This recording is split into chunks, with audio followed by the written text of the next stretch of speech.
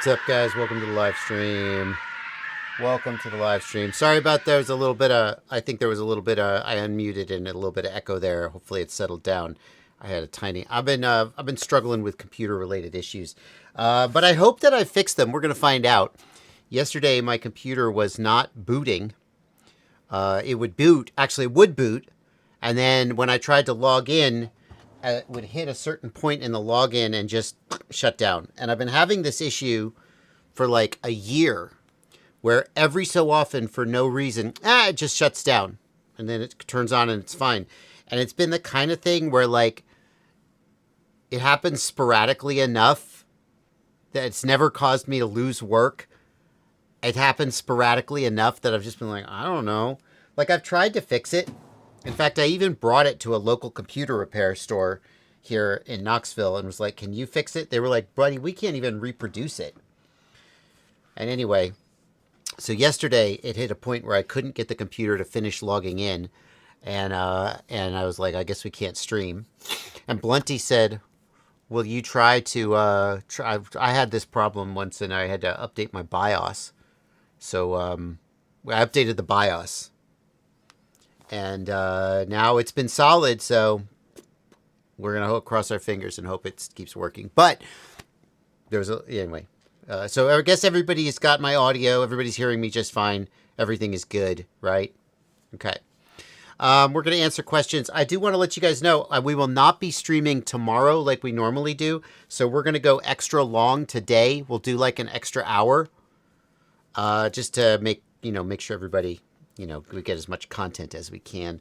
I know I'm looking summery. I felt kind of summery. I don't get to wear this shirt a lot, so I got my special white shirt on, and I got my white dial Seiko mod. This is I made this myself. It looks a little bit like a Black Bay Pro or a Rolex Explorer, depending on.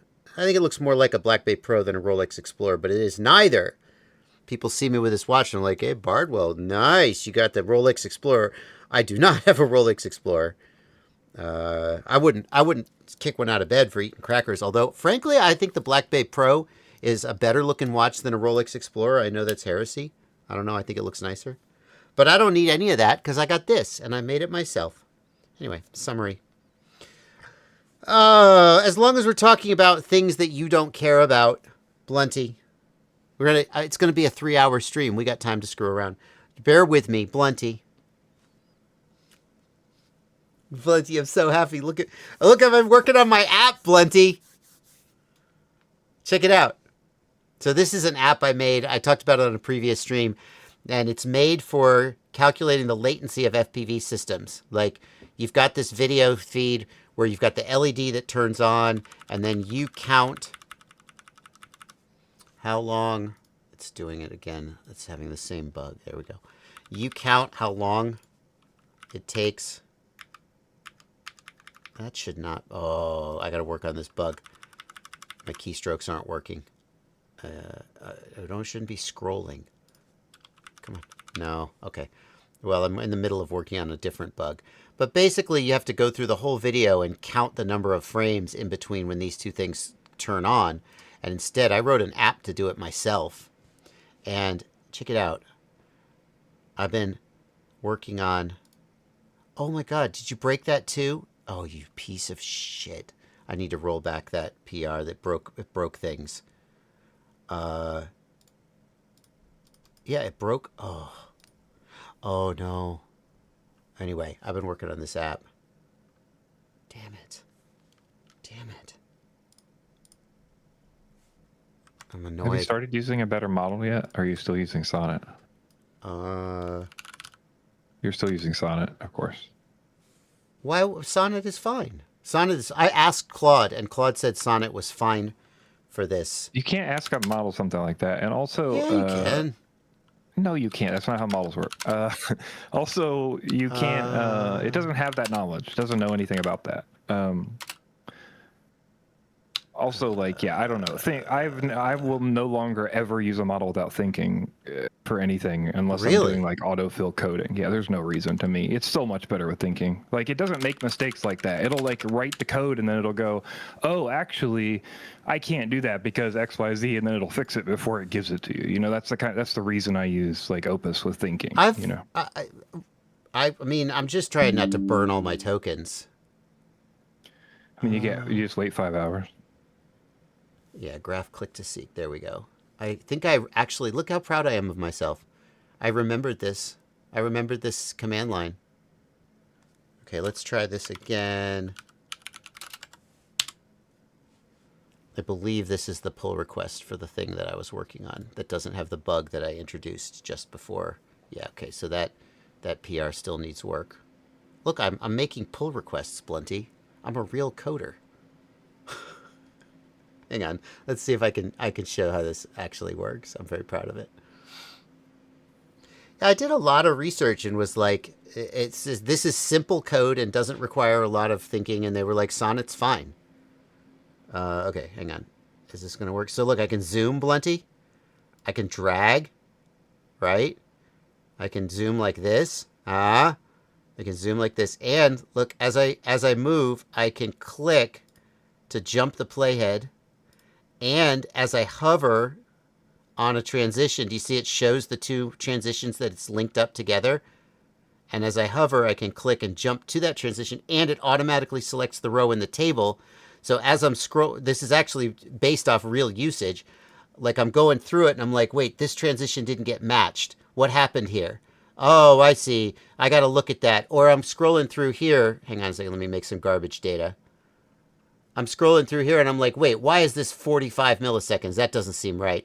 Oh, I see. This is garbage. Look, this was a glitchy data. Okay, I need to adjust and get rid of that. You know, so I can easily navigate through the data and find like, is this transition good? Is it doing is the data what I think it should be? And I've implemented all this. I'm very proud of it. I can't believe that I made this app with the help of AI. So I'm very proud of myself.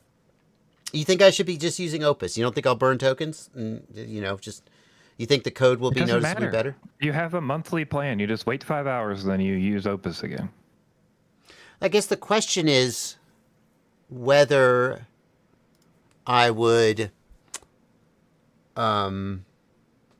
whether I would actually get better results. Like, should I load up Opus and just say, look at this code base and find all the shit Sonnet did wrong and fix it? No, because I think every single time you make a code change, you need Opus reviewing that code change, and that's what Opus on some thinking will do. Like I run Opus 5 on high, but some people run it on low. But at least having some thinking block where it's like, it's basically internalizing, you know, the whole goal is it's writing tokens to go, hey, here's what I'm going to put in the code, or here's some ideas about the code. And then it's putting that back into context and it's spitting out an answer based on, so it's thinking about what it just said, you know, it's reviewing what it just said. And you don't think Sonnet does that? Sonnet doesn't do that. It doesn't. That's the whole point, you know.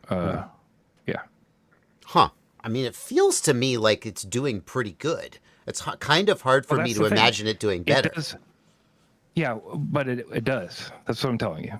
Like, you know how you couldn't imagine this existed before you knew about it? It's the same way. What's it gonna? I'm kind of like.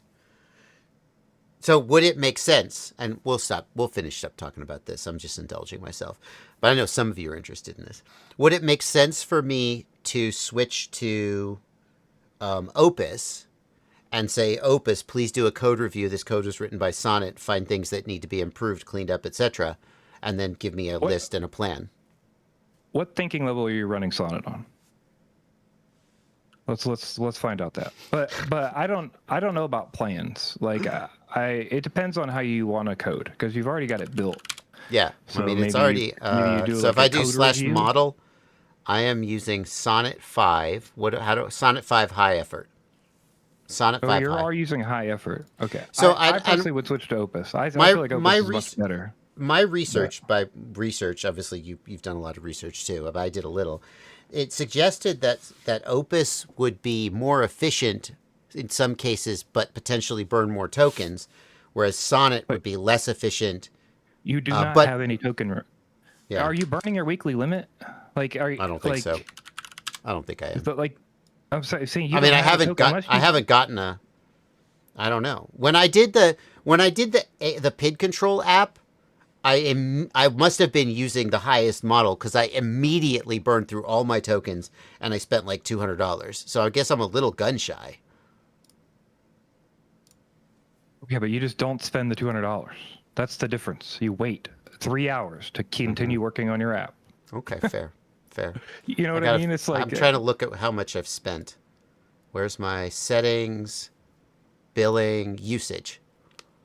17% used, reset Saturday 4 a.m. So I'm 17% used since so since basically 4 that's what a.m. you've this morning. earned today. Yeah. Yeah. So feels like I could go through that in a week. Resets. Wait, You current might. session resets in 1 hour 31 minutes. Usage Well, there's limit a resets 5-hour Saturday. session and there's a Yeah. weekly session. Okay. So if I've burned 17% in one day, it sounds like I could burn that in a week. Sure. But I would say, I don't know. I'd rather have half the tokens and them be better. Yeah. It is writing regression tests. I can't believe it. It's writing code, it's writing documentation, and it's writing regression tests. And I'm just sitting there going, I'm a coder. Brian Lewis, yes, it's using brightness threshold on the pixels. What it actually uses is not a fixed threshold, but it uses a derivative. It's the delta over time. So when it's trying to detect the leading edge and the falling edge, and the delta is an adjustable parameter because some signals will have a very steep leading edge and some signals will have a more sloped leading edge. What I found was that sometimes, depending on what's happening in the video, the brightness goes up and down, and so having a fixed threshold didn't work, and so I had it look for the delta over time. And that's how it detects leading and trailing edges. And that's what it's looking for. So here's the thing I need to implement. Then we will finish this up. Currently, it can't detect first pixel and full frame. It just is going to detect somewhere in that rising edge. We detect a rising edge. And so you can get the average frame time pretty accurately. But it's a little, and you could get a minimum, but you can't get like a typical first pixel, a typical full frame. It's not, and part of that is just because the signal is not very clean. I can see with my visible eye, 1, 2, 3, 4, the entire thing turned white, and that's full pixel. But it's not as easy when you're processing a noisy signal to say that's the, like, I can see it if I look at the signal. I go, that's where I would call the peak to be, but I don't know how to translate that into an algorithm. So it's okay for average. Did you ask it? Maybe I would ask Fable or Opus about that. Yeah, I'm pretty happy with it so far. I'm having a good time.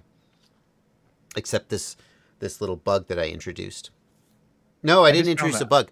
I was on a different branch and I hadn't merged that pull request yet. That's why that feature disappeared. Go ahead, Blunty. I just find that it's better about catching stuff that's going to break or that is broken or that is wrong than, Sonnet. Yeah, okay. I mean, if it's not going to, I haven't had any situations.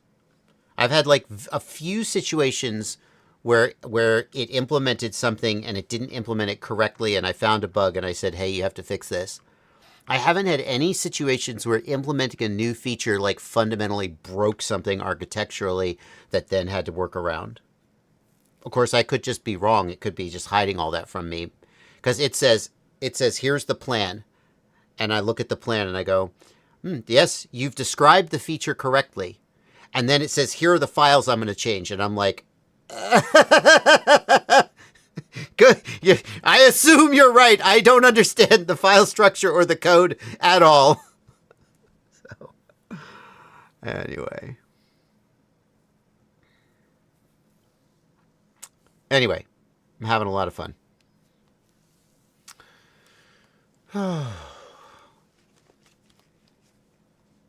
So let's talk about FPV. Thank you guys for indulging me. For those of you playing bingo, you are welcome to give yourself the stream started 5 minutes late. I do think we started right on the 05. Yet, so if I'm going to haggle with you over whether it's not 5 minutes late until 0600 or 0500, I feel like you just, I'll give you that one. Let's take questions about FPV. Jesse Godsey says, let's talk about where you can order parts to build a drone with suppliers here in the U.S. Not a lot. Not a lot. You can order parts from U.S. stores. The keyword you're going to want to look at is, we'll just go to Get FPV for this one, because they're big in this. Shop by category. Surely they have an NDAA category. I know they do. I just don't know how to get to it. Shop by commercial/industry. No. Okay, I'll just search for the word NDAA. NDAA is what you want. NDAA stands for National Defense Authorization Act. And basically it means stuff that is, well, it's not even made in the USA, actually. So it's not even that. NDAA means basically not China, not Russia, not Iran, not North Korea. There's like this list of countries we don't like. And so like NDAA stuff could be made in Thailand, Vietnam, Malaysia, Europe. Some of it is made in the USA. But to get closer to what you're asking for, you're going to search for NDAA stuff. And you could almost build a whole drone with NDAA stuff. The other thing to take from it is like you're not going to find an NDAA frame because NDAA mostly focuses on electronics. Like here's an NDAA battery. Like you'll see stuff labeled as NDAA that doesn't technically have to be NDAA because for marketing reasons they want to say, hey, this is okay for government people to buy, even though I don't think there's any requirement that batteries be NDAA. It's mostly focused on communications equipment and electronics. So you're not going to find an NDAA frame because carbon fiber isn't really regulated by the NDAA, but that will get you started buying stuff that's like American manufactured. Or at least not Chinese. You're going to have some struggles, like you're not going to find an NDAA Express LRS receiver. It does exist. It's called Blue ELRS or something, but it's very rare, and difficult to get. So, you're still going to have some struggles to get certain equipment, but that's what you would look for. There isn't a lot of American-made drone equipment, although there's more now than there was 2 years ago because of this whole NDAA push. But that's where I would have you start. Let's see.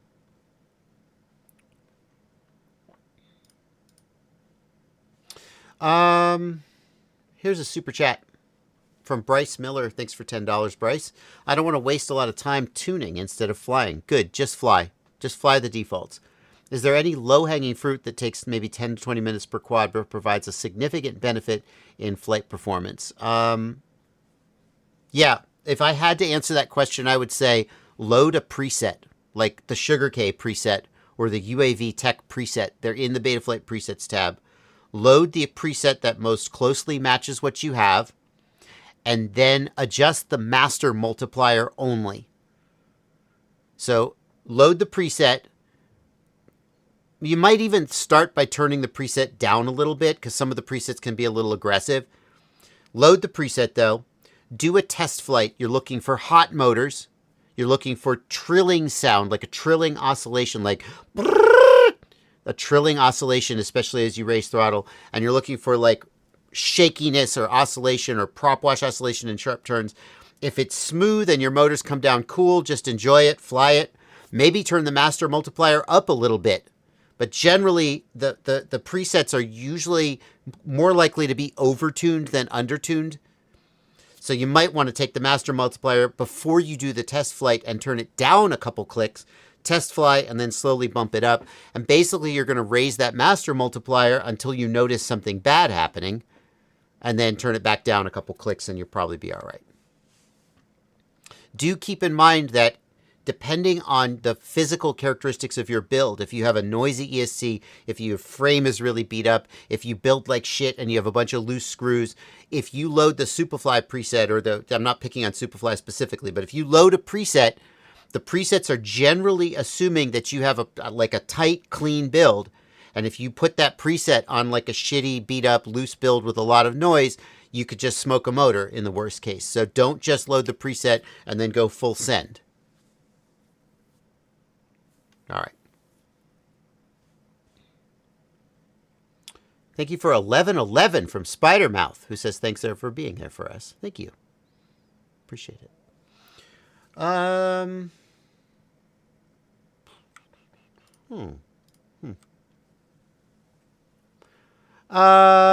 Here's a question from Sanny2341. Thanks for being a patron. Thanks for being on the Discord server, man. Sanny asks, as someone switching over to ELRS after using the DJI RC controller, what should I set up in my OSD to tell my control link quality? And there was a similar question, maybe it was from the same guy, this is just a clarification of the question, asking about LQ link quality. Yeah, that's Sandy. Okay, great. Same question. So the main one that you want is link quality LQ. That is the main one that you want. If you have nothing else, give yourself LQ. Link quality is the percent of packets that are getting through. So if LQ is 100%, all of the packets got through to the receiver, and that's what you would like to see. As you get further away, as signal gets weaker, as you go behind obstacles, link quality goes down. When link quality gets below a certain point, you will fail-safe. Now that fail-safe threshold is not a fixed percent. The way that Betaflight calculates fail-safe, I don't actually know the logic, but like one of the pieces of logic, if I remember correctly, and if it hasn't changed, is when Betaflight sees 4 missed packets in a row, Betaflight goes into fail-safe, and your quad drops out of the air, or does GPS rescue, or whatever it's programmed to do. So if you think about it, if LQ was 50%, that means half your packets are getting through. Statistically, you might not ever get 4 packets in a row missed. I've had situations where I was flying with very low LQ and like the control link felt super stuttery, but I didn't actually drop out of the air. The other thing about Betaflight's failsafe is initially it will go into what's called stage 1 failsafe, and in stage 1 failsafe it essentially holds channel positions. And then after a certain amount of time, like 0.2 of a second, or it's configurable. I think the default is 0.2 of a second. After a certain amount of time, it'll go into stage 2 failsafe where it either disarms or whatever. So if you, people will do this on fixed wings. On a fixed wing, if you get a little micro failsafe, it's not the end of the world because the airplane just keeps going. On a multi-rotor, if you get a little micro failsafe, it's a little more disruptive. On fixed wings, they'll set that stage 1 failsafe timer to a longer number, like 1 second maybe, or even longer potentially. And so then as you're flying, if you have a really low LQ, you'll get constant little micro failsafes where you'll go into stage 1 and then come back out again, and you'll never go into stage 2 failsafe, and you'll be flying along at 30% LQ. And it'll feel like shit, but you can fly it. Now, that's pretty atypical, but my point is that there isn't a fixed threshold at which you will just failsafe. LQ can get pretty low. Now, the rule of thumb that I use is if LQ is above 90%, that's as good as it could possibly be. Whether it's 91 or 100 or 98, you don't see it just sit at 100, even in the best case scenario. So anytime it's above 90%, that's just green light, good as you can be. Between 80 and 90%, that's like yellow light, orange light, whatever. It's fine, but it has started to drop a little bit. And then between 70 and 80%, I start to get worried. I'm probably not going to fail safe, but I now don't have, like, it's like you're driving your car and the gas light comes on and you have 50 miles to empty. You're not out of gas yet, But you definitely need to start thinking about where you're going to get more gas, or you will be out of gas. Somewhere between 70 and 80%, it usually won't fail safe, but I am definitely thinking if I make this any worse, I'm probably going to fail safe. And then below 70%, I consider myself to be at imminent risk of fail safe. So that's how I think about it.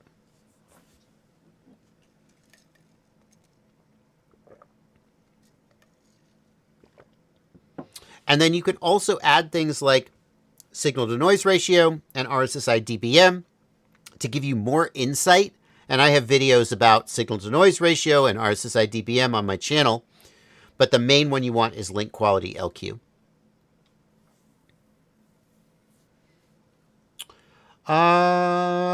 In CFPV asks, are the SkyZone Sky 020 still good as of today? I sold my Cobra XV4 a few weeks ago, and I'm getting into analog racing. I've been on OpenIPC in the time being. Well, if you care about latency, OpenIPC is not for you.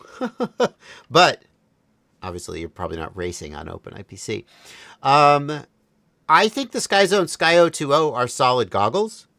I haven't heard evidence that they're bad goggles. I don't remember what their latency is, but presumably you've looked into their latency on Nils Vo's videos if you are thinking about getting them to improve latency. So yeah, SkyZone Sky 020 are okay.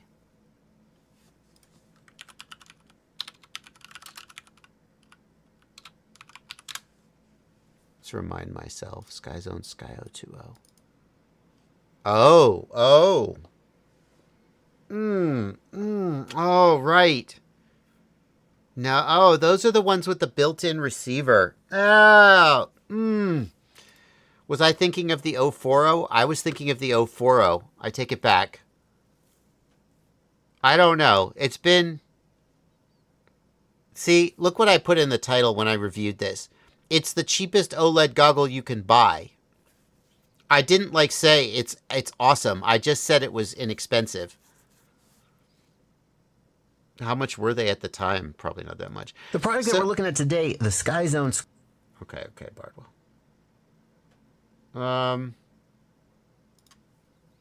Yeah, so my big question about them would be the quality of the receiver. It's got a diversity receiver, but... Wow. Walkthrough of the buttons.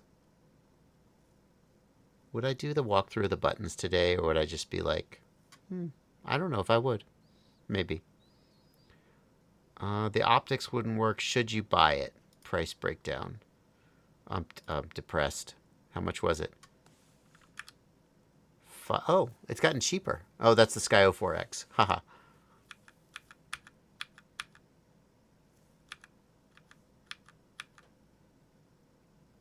Sky 04X. Where's the Sky 030? $399. Where's the Sky 020? Attitude V6. Doing a little rundown here. Sky 04L. Oh.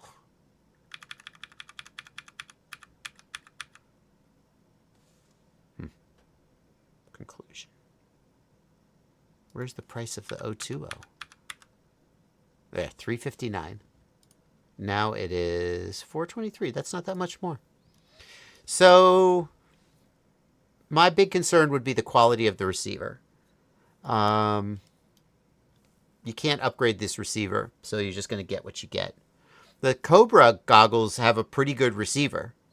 You might be actually getting a step down in terms of range and receive quality. So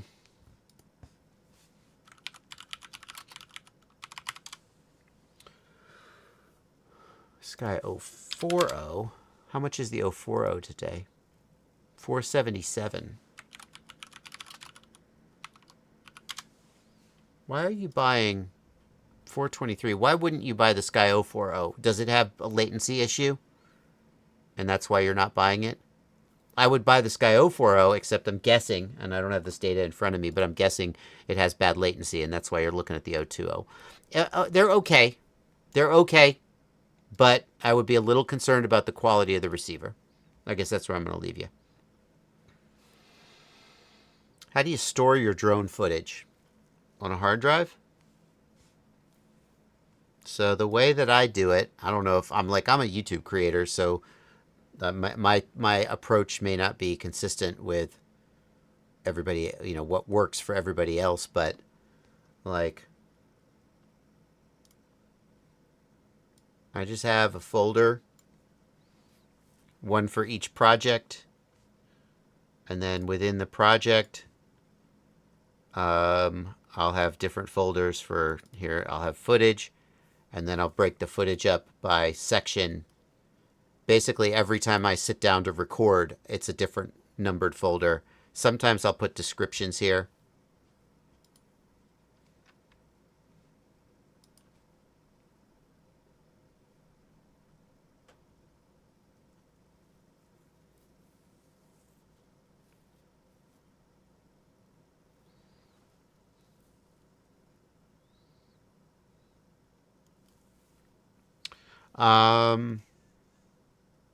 And then I have more hard drives that I back stuff up onto for archival purposes.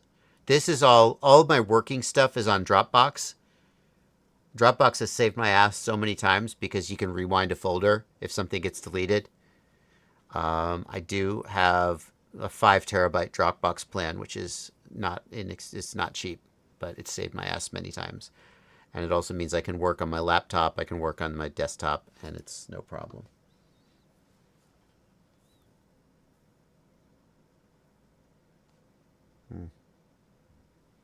Hopefully that's what you were asking for. How do you store your video?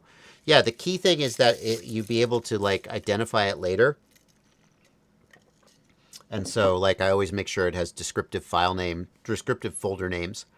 And then if I have multiple cameras, I'll have one folder per camera. So if I had several GoPros or several SD cards, I would not intermingle those files. I would keep them separated. Here's a $5.99 super chat from Elliot, who asks, I built FPV Base, a free community platform for FPV files. I'm struggling to get the first creators involved. Any advice? So, Elliot, the big challenge with something like this is reaching a critical mass.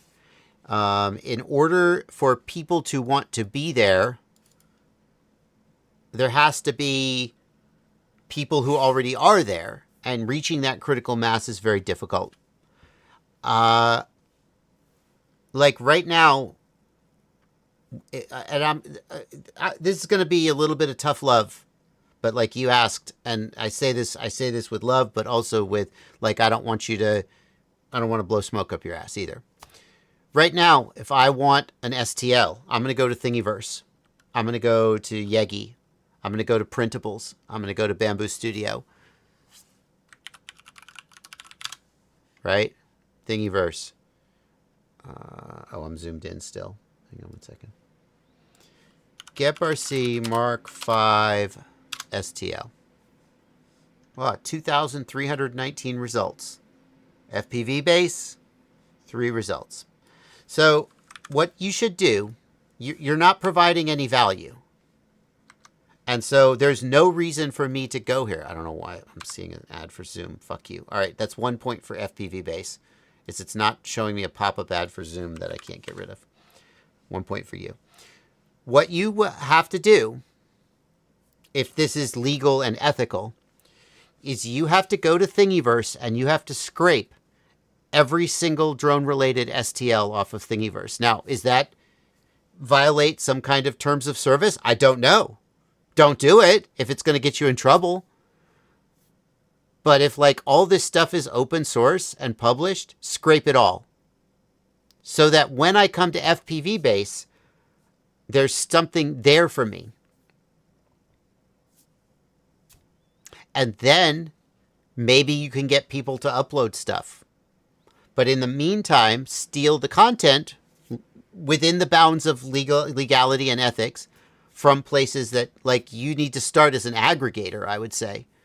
Start as an aggregator and a curator, right? Try to improve on what already exists using what already exists. But if you wait for people to come here, they will never come. You will never reach critical mass, no matter what, because there's no reason for people to be here. It doesn't do anything for them that they can't do better somewhere else.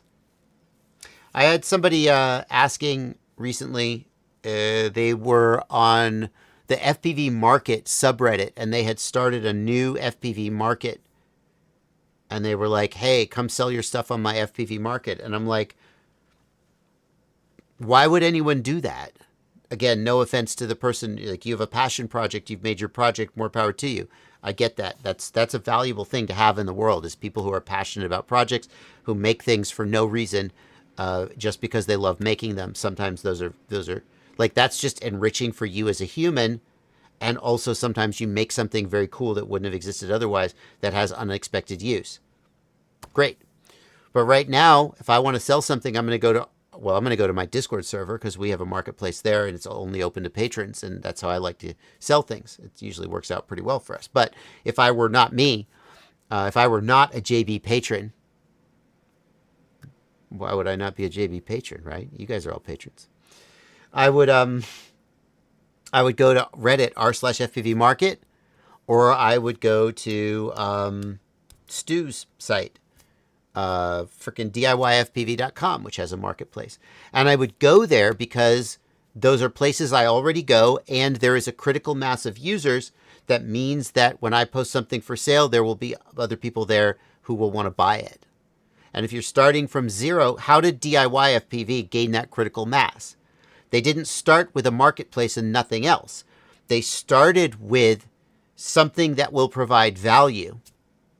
And then they worked to gain the critical mass. I'm not even sure they have a critical mass now. I don't actually know what their user base is, but they have more of a critical mass than you starting from scratch with nothing but a market with nothing on it and no users. So, yep.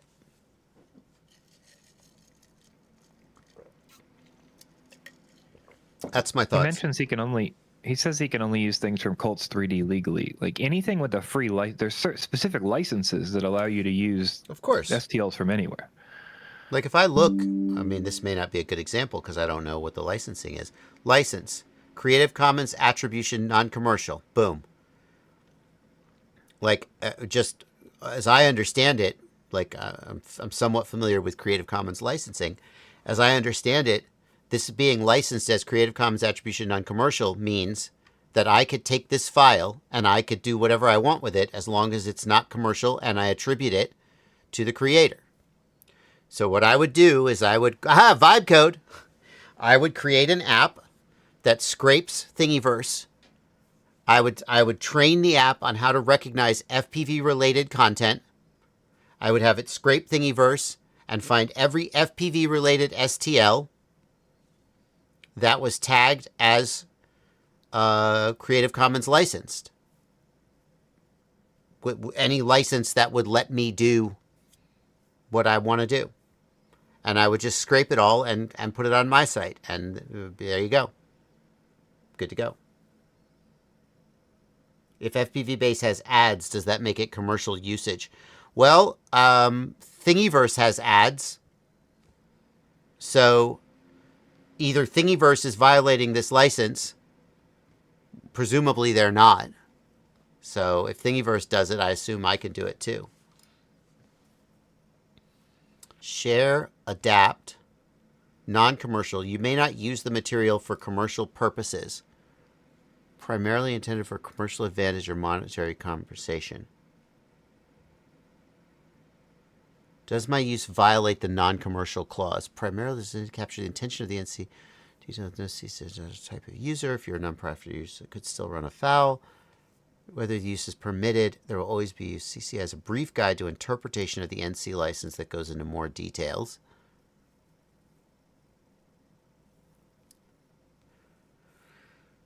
Non-commercial, not primarily intended or directed towards commercial advantage or monetary compensation.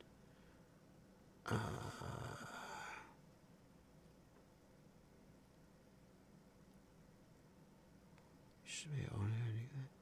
That's a tough one. I suspect it's okay because you weren't selling the model and you're not selling access to the website. Yeah. So I was hoping to find something more explicit, but the fact that Thingiverse, who presumably has their legal ducks in a row, shows ads. I suspect that if you tried to sell the model, if you charged for access to the website, that would break the rule, whereas showing ads on the site doesn't. I would have to research that Also, more. Yeah. A couple other notes, just summarizing some things people in chat have said. You may want to consider whether, you want to do a scrape to get everything, or you want to do like a scrape and filter, right? Like, Right. so you're like providing what people actually want on the site for specific things, or maybe even like a tier of it where you go, these are verified models where people have used these. So now you're adding value. Right. Yes. You want to do something that differentiates yourself, right? One thing you could consider too is like, there may be companies with frames who like put up STLs, and those STLs might be usable on your website, right? So you may be able to take like, I don't know, the Era 5 prints, if those are available, and put those on your site depending on their license, or email them and go, hey, can I host them here so that people have access on a different place, Yep. And then that gives you more value because you have more common freestyle frames that people are going to be looking for, right?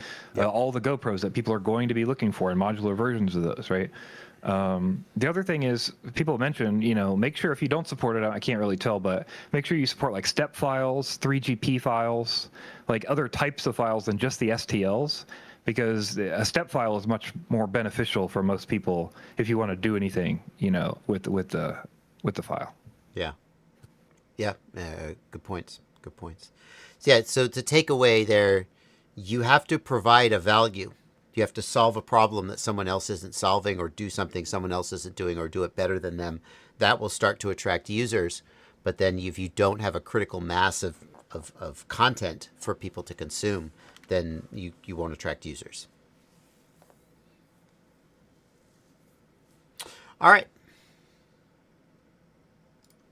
Victor Hronik, thank you for €5, asks, thoughts on Betaflight 4.6 altitude/position hold. Does Betaflight 4.6 have altitude and position hold? Or did they add that in 2025.12? I guess they must have added it in 4.6. Am I crazy? Oh, there is no 4.6. There's 2025. Oh, 2025.12 was going to be 4.6, and they redid the version numbering. Thank you. Yes, altitude position hold in 2025.12 is fine. It's fine. Is it? Yeah. I mean, I've had it work pretty well. Okay. I've had it work pretty well. Like, obviously, like, if the barometer is super noisy, it doesn't work 100% of the time. But it can be better than nothing, and some cases it can be pretty good. Is it useful as a panic switch? Only if you test it and verify that it works reliably. Altitude specifically can be very noisy. If you have GPS-based altitude is very noisy. GPS has low precision in the Z plane, in the vertical plane. If you have a barometer, barometers can be very precise, but also if you have a lot of airflow buffeting the barometer, it can be noisy. And so basically, altitude can be very noisy, and isn't always easy to get a stable altitude on a drone. So test it out. But if you test it out and it's pretty reliable, then yeah, it would be fine as kind of like a panic switch. Thank you for $5 from Jamekyat, who says, I use a Boxer and 5 drones with the same bind phrase. I switched to the TX15 Max with the same bind phrase, but they won't connect.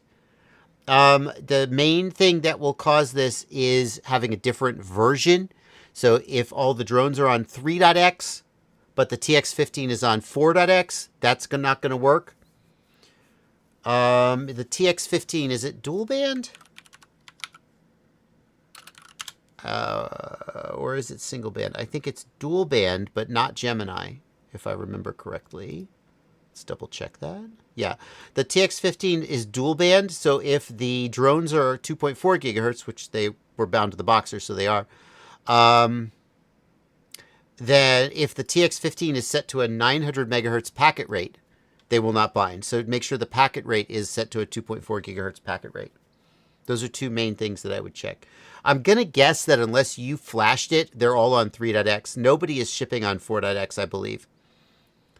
So I'm going to guess you just have a 900 megahertz packet rate selected, and that should be easy to fix. Just go into the Lua script and change to a 2.4 gigahertz packet rate.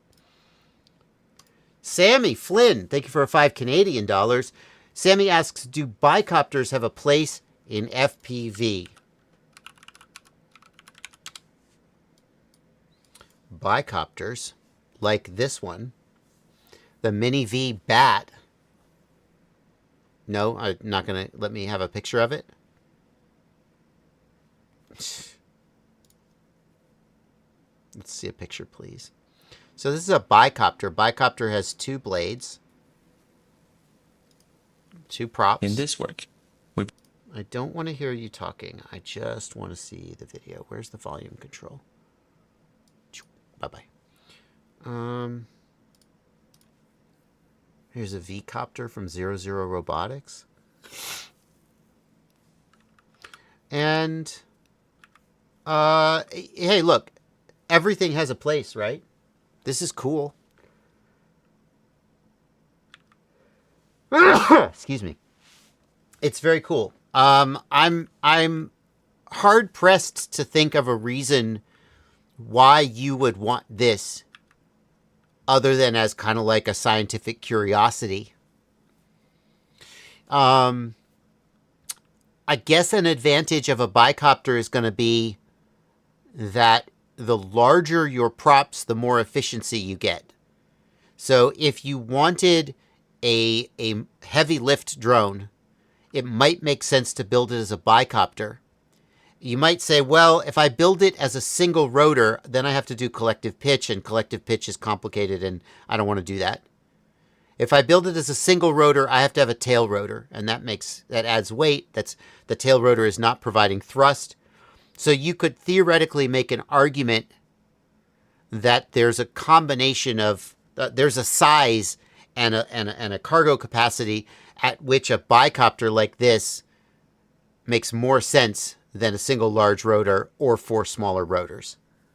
That being said, you're adding a lot of complexity. You're adding servos. You're adding a lot of complexity in having to manage the for hobbyists, like if you just wanted to build one for fun, sure. But as far as like, I need to have fun flying freestyle, I need racing, I need to carry an action camera, it doesn't seem like this is like optimal for most of those things. Yeah, I could be wrong.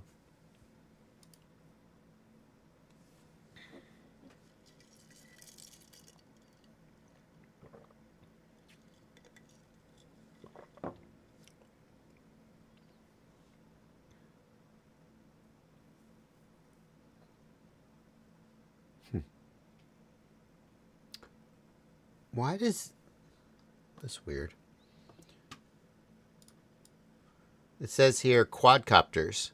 Real-world applications. Advantages aren't obvious, rarely adopted. I can't make that make sense. I must be misunderstanding that. Obviously, the advantages of quadcopters are obvious, and they're often adopted. So, I don't know.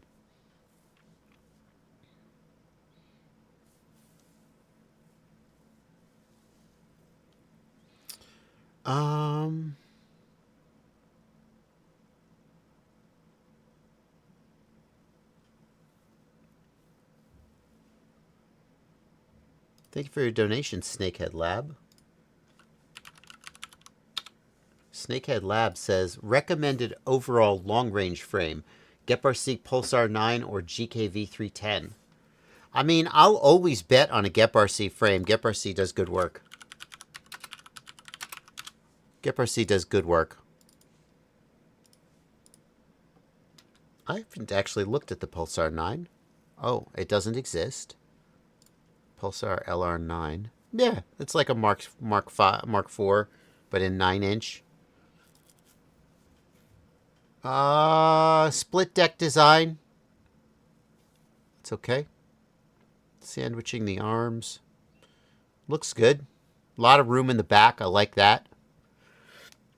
The big question is going to be, are the arms thick enough and stiff enough to not have vibration issues?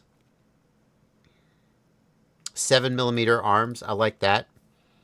Yeah, I would take a gamble. I mean, for $200, $175, that's a bit of a gamble, but GepRC has a pretty good track record. So I probably would be good with it. GK-V310. Well, that's AliExpress special. Where's this GK-V310?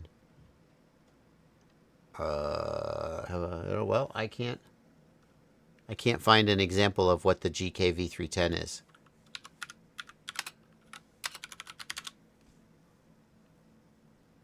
GK-V3, there we go. I got it.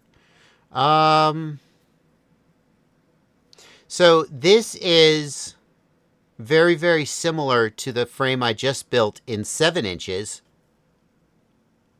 I would be a lot more cautious about this one. Now, maybe it's fine. When you build a 5-inch frame, it's compact enough that if you screw things up, like as long as you've got 3mm bottom plate and 5 or 6mm arms, everything's kind of going to be fine. Like maybe it'll have a weak spot that if you crash it, it won't hold up well. But like fundamentally, it's kind of hard to screw up a 5-inch frame too much. When you get above about 7 inches, like certainly into the 8, 9, 10-inch categories, you have to do a lot more work because the props are bigger, they have more rotating mass, and you get a lot more issues with vibrations. So you'll see 10-inch frames and they'll have braces. It's a lot harder to just look at a 10-inch frame and go, yeah, it'll work. Like, unless you fly it, you don't know about the stiffness of the carbon fiber, the quality of the carbon, etc., etc., etc. This one could be fine, but it's $78, so it's like half the price of the GEP-RC. I would just, based on the reputation of the manufacturer and the skill of the designers, I would probably spend the extra money on the Pulsar. However, if I was going to build 15 of these things, I would probably spend $78 on the GK-V3, test it out, and see if it was good, because you're going to save a lot of money if you have a lot of them to buy. But if I'm only buying one as a hobbyist, I would probably pony up the extra money and feel more confident that the GEP-RC was going to be like solid. Just depends on, what kind of a risk you want to take. I was impressed with the version of this frame. It looks very similar to this frame. It's not identical, but it's a 7-inch version. I thought it was pretty decent. The main thing it did wrong was the height of the one that I had. It was way too tall. It was way too tall. That's not what I meant to do. The standoffs were way too tall, and as a result, can I not just get a full... Oh my God, I hate you so much. This one looks to have shorter standoffs, which I think is better. What's the disadvantage of the tall standoffs? The problem with the tall standoffs is that when you crash, the longer the standoff, the more torque there is. The battery's on top, the chin plows into the ground, and now there is a counter force. The bottom plate is being pushed backwards. The momentum of the battery is pushing the top plate forwards. And the longer those standoffs are, the more torque is applied on the screws, and therefore the easier it is for them to break. So you have more rigidity with shorter standoffs, and I felt like they were way longer than they needed to be. I actually have it back here. I'll show you.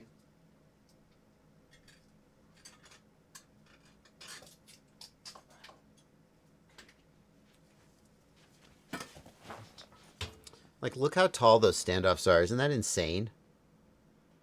Why? You don't need that much room. They could be a full centimeter shorter.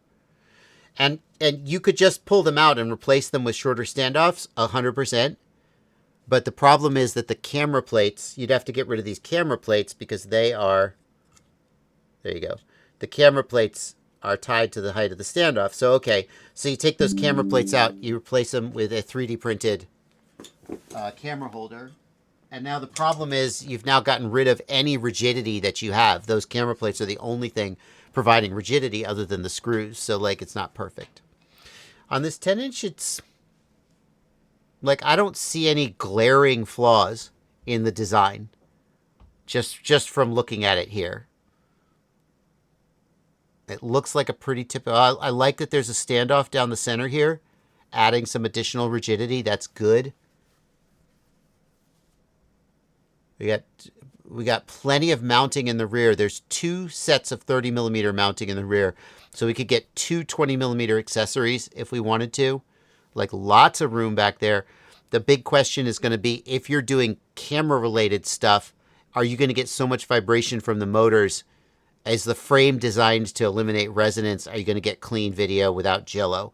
And there's no way to know that without building one. Or if you're lucky, you could find somebody who's built one in, like, on Reddit or something, but you just don't know. All right.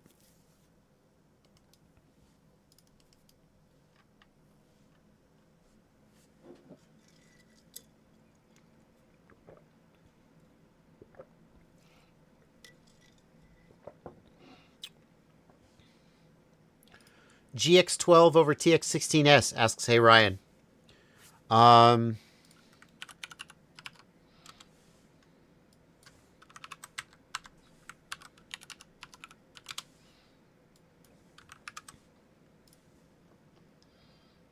want the Mark III. I assume you're talking about the Mark III. GX12 versus TX16S Mark III. The GX12 is my daily driver. I like the compact size. It fits in a backpack really easily. It's just small enough that you can slide it into a backpack bookshelf style. It doesn't have to lay flat. The gimbals fold up. I like the micro switches better because, again, they're smaller. They pack more easily. And it has plenty of controls. It has all the controls I could want. Dual band, 1 watt, nothing to complain about. I'll find things to complain about. The small screen doesn't bother me. I'm used to working on that screen. I rock that screen. Downsides of the GX12. The antennas are pretty small. The built-in antennas are oh, here it is right here. So I've put external antennas on here. I'm taking them off. I bought, I don't know, I guess I didn't keep the stock antennas, or I couldn't find them. I bought another set of stock antennas. I'm going back because this is just a little, you know, the whole point is it's compact, it's easy to put away. I'm constantly worried about breaking them, and it covers the trainer port. You can't see this on camera. There's no way. It covers the trainer port, and I recently wanted to use the trainer port for head tracking, and I couldn't. I was like, well, damn. Okay, screw that. So I'm really tempted to just take those off and put them back. I haven't done it yet because I'm kind of like, don't want to open the radio up. It's a pain in the ass. But like, as I'm handling the radio, I'm always worried that I'm going to break these. I haven't broken them yet, but like, it bugs me. So I wish the antennas were a little better, but I also wish it's contrary to the compactness. TX16S. Oh, the other thing about the GX12, the gimbals are not ultra premium. They're standard Hall effect gimbals. They're good. They're fine. But I'm really, every time I handle a radio with like AGO1 or AGO2 gimbals, I'm like, oh yeah, they're very nice. Anyway, I'm a shit pilot. It doesn't really matter. TX16S Mark III. Not that much more expensive. Not that much more expensive. If we do the max version, it'll be more expensive, and we'll get the great gimbals. But like big screen, great antennas, fold-out antennas, fantastic dual band Gemini, 1 watt, everything you could ask for. The main downside for me is the size. What the fuck? Mark III Max. How much is the Max? $269. So for the Max version, it's $100 more. I don't know which of those you feel like is a more fair comparison. Probably the standard one, but I would get the Max because obviously I'm bougie like that. What's with no purple, Radio Master? What's your problem? But the problem with this is like the size is massive. The size is massive. And as I'm packing my backpack to go somewhere, this takes up so much space in the backpack. And I don't like it. It's also a little easier to break with the big screws, or the big switches rather, with the big switches. So like, and the gigantic screen. I mean, I guess it's nice to have a gigantic screen, but like I don't use the screen very much. So for me, GX12. If the GX12 could be used with AGO1 or AGO2 gimbals, it would be like a hands down no-brainer. But I stick with the GX12 personally.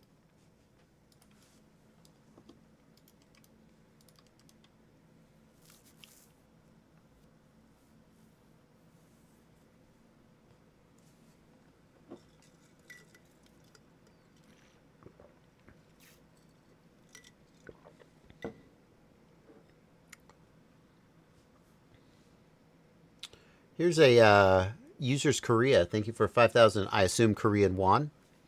Hello from South Korea. I really appreciate your vids. If you, by the way, if you were from North Korea, I'd be like, how? I thought y'all didn't have internet. Hello from South Korea. I really appreciate your vids. I didn't know you did lives. My Meteor 75 today started to have a throttle problem out of nowhere. When I give a little throttle, the motor RPM doesn't go back down, even when I give zero throttle. Is it Blenty? Is this the props off thing? No. No, you've checked that he has props on. It's happening in flight. Okay. So there's a problem people have where they spin their... Hang on. Where they spin their motors with the props off. And the motors speed up because they don't have props on and the PID controller gets confused. And that's normal. Don't stress about that. Just put your props on and everything will probably be fine. If that's happening while you're flying, the number one reason is that your frame is broken and vibration or resonance is getting to the flight controller and causing a feedback loop in the PID controller. Just like with audio, a feedback loop can happen where, right, it feeds back through the speakers, through the microphone. The PID controller is measuring vibration. And if your frame is cracked or has a loose screw, when the motors make a certain vibration, that gets picked up by the gyro and fed back to the motors, and you get the same kind of feedback loop. And the motors, the quadcopter won't throttle down. Yeah, Blenty. So I did tell him in chat to check that. He checked all his screws. His screws are as tight as he can figure out. I also mentioned though, like, check your arms. Make sure your arms are tight. Make sure your stack isn't loose. Make sure nothing's come. With a Meteor 75, my first guess would be that the frame is cracked, and he hasn't noticed the cracked frame. Oh, I forgot it was a Meteor 75. Yeah. It's a Meteor. He's had no major crashes, but that doesn't mean you don't have a crack. It just means that like there's two possibilities. One is, well, there's probably more than two, but two are coming to my mind right now. One is that you crank the PIDs up too high. Did you load a custom PID tune and you haven't told us about it? Are you on the stock PIDs that came with it? He did say he reflashed everything, so hopefully he didn't reapply any tune. But if he reflashed it, then theoretically he could have the Betaflight default PIDs on here, which may be incorrect for a tiny whoop. So the first thing, basically, if your D gain is too high, it causes this problem because D term amplifies noise. So TX Resistance says turn off air mode. No, stop it. Okay? That's like saying I sprained my ankle, so I'm going to walk with a crutch. Yes, if you sprained your ankle, walk with a crutch. But actually let your ankle heal is the right thing. If you're having this problem, turning off air mode is getting a crutch and then hobbling on the crutch. It shouldn't do this. Air mode doesn't cause this. When I sprain my ankle and then I try to walk on the ankle and I go, oh, my ankle hurts. The issue is that I sprained my ankle. Okay? It's not, well, I guess I shouldn't walk anymore. Air mode is like walking. Air mode just works. If your quad is screwed up and turning air mode off fixes it, the solution is to figure out why your quad is screwed up and fix that, and then use air mode because air mode is better. Okay. We got the answer in chat, I think. Go. What do we got? Oh, I actually cut the frame. Why'd you cut the frame? He was trying to make it lighter. Boom. If you cut the frame, again, you could change the pitch. So what you'll want to do is lower the master multiplier or lower the D-term multiplier, one of the two. Master multiplier turns all the pits down. D-term multiplier will specifically address the flyaway. Try lowering the D-term multiplier. But here's the thing. If you cut the frame up, you're now making the PIDs worse. So now you have a lighter drone that will fly worse because you jacked up the PIDs. Maybe the thing to do is to just use the frame as designed, because the people who designed it knew what they were doing. Your call. Anyway, that's a success. That's a success right there, Blunty. That's a win. I want to show you guys something. This is I'm a big fan of neck straps. I use them all the time. And I have a very specific kind of neck strap that I like to use. And the reason I use this kind of neck strap is twofold. It's really bugging my OCD that these are not even. That's okay. I need a neck strap that you can separate so I can put my radio down without having to take the strap off over the top of my head. Number one, because I just don't like having to take things off the top of my head all the time. And number two, because often when I'm recording, almost always when I'm recording, I'll put my microphone on the neck strap. I hate it when people will put a lavalier mic or clip a mic onto a t-shirt or a shirt and it kind of looks like shit. If I were using this shirt, I might clip it to the inside of the shirt. I don't know. But, so a lot of times what I'll do is I'll just put this over my head and I'll clip the microphone to it. And so then I can't be taking it on and off. So it has to have a clip where you could drop the radio, but it can't be a shitty clip. So way back years ago, before I settled on this kind of neck strap, I used some neck straps with a shitty clip, and the clip would just drop the radio while you're walking around. Like that's unacceptable. The other thing it has to have is it has to have a really strong clip that clips onto the radio. There are versions of this almost exactly same neck strap, but they have a little spindly clip down here, and I literally had one of them break. It's like a clip that's designed for a lanyard. I literally had the clip itself crack and drop my radio and break my radio. Okay. Well, JB, there's a hook at the end. Why not just... Because this is harder. This I have to like... See this? No. This is... That seems like a smart question, but if you actually understand, you'll see that it doesn't make any sense. Good question, though. Because like this, look, I can carry my radio. See? I want this tag here, so like I can easily carry my radio like this if I want to. If I take this off, now I'm going to drop my radio. Okay, it's got a holder on the back. Like I like having that little tag on the radio. Right? So,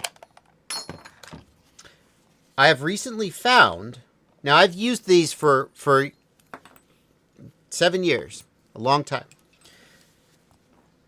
And I recently found this one, and it's a step up, and I want to tell you about it, because I like, what makes this one different? It is identical to all the other ones that you can find with somebody else's. Newbie Drone makes one.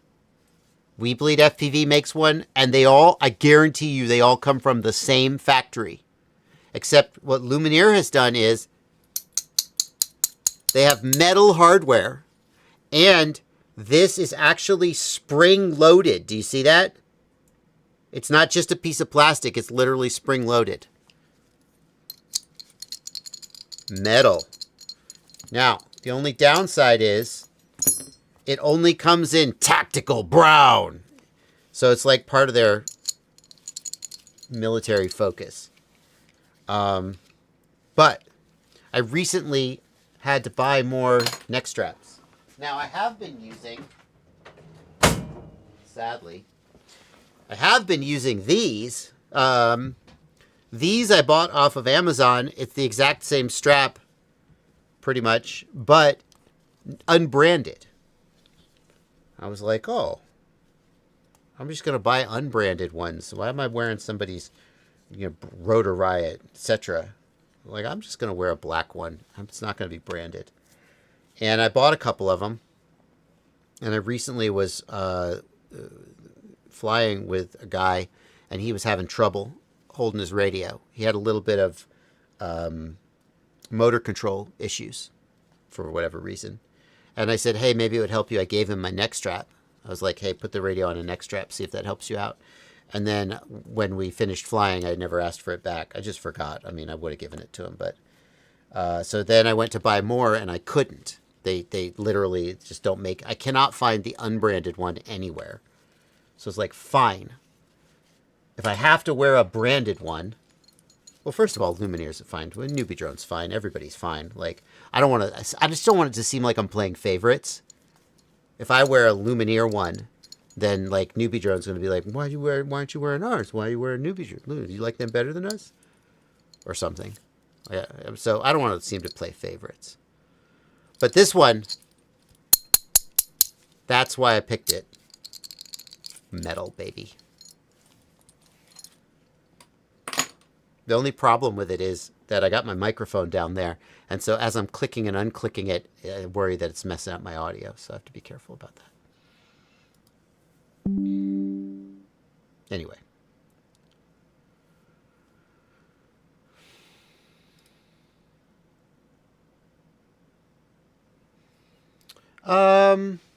Cool.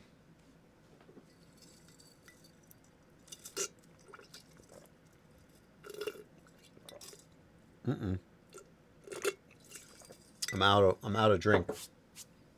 Now I'm gonna get thirsty.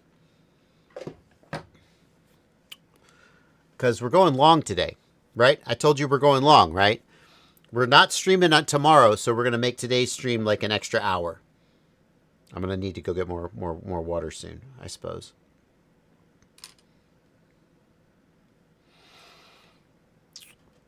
Let's take some more questions. JB, will you test the P1 VRX Nano? Yes, it's coming. The P1 VRX is Beta FPV's video receiver module for standard FPV goggles. This is very sexy. I would like to note, by the way, I'm pretty sure that Madstech has already released a video about it. Yeah. So, Beta FPV. Why did everybody else get this before me? Whatever. I think Madstech and UAV Tech already released a video about this. That's all good. I don't care. My feelings aren't hurt.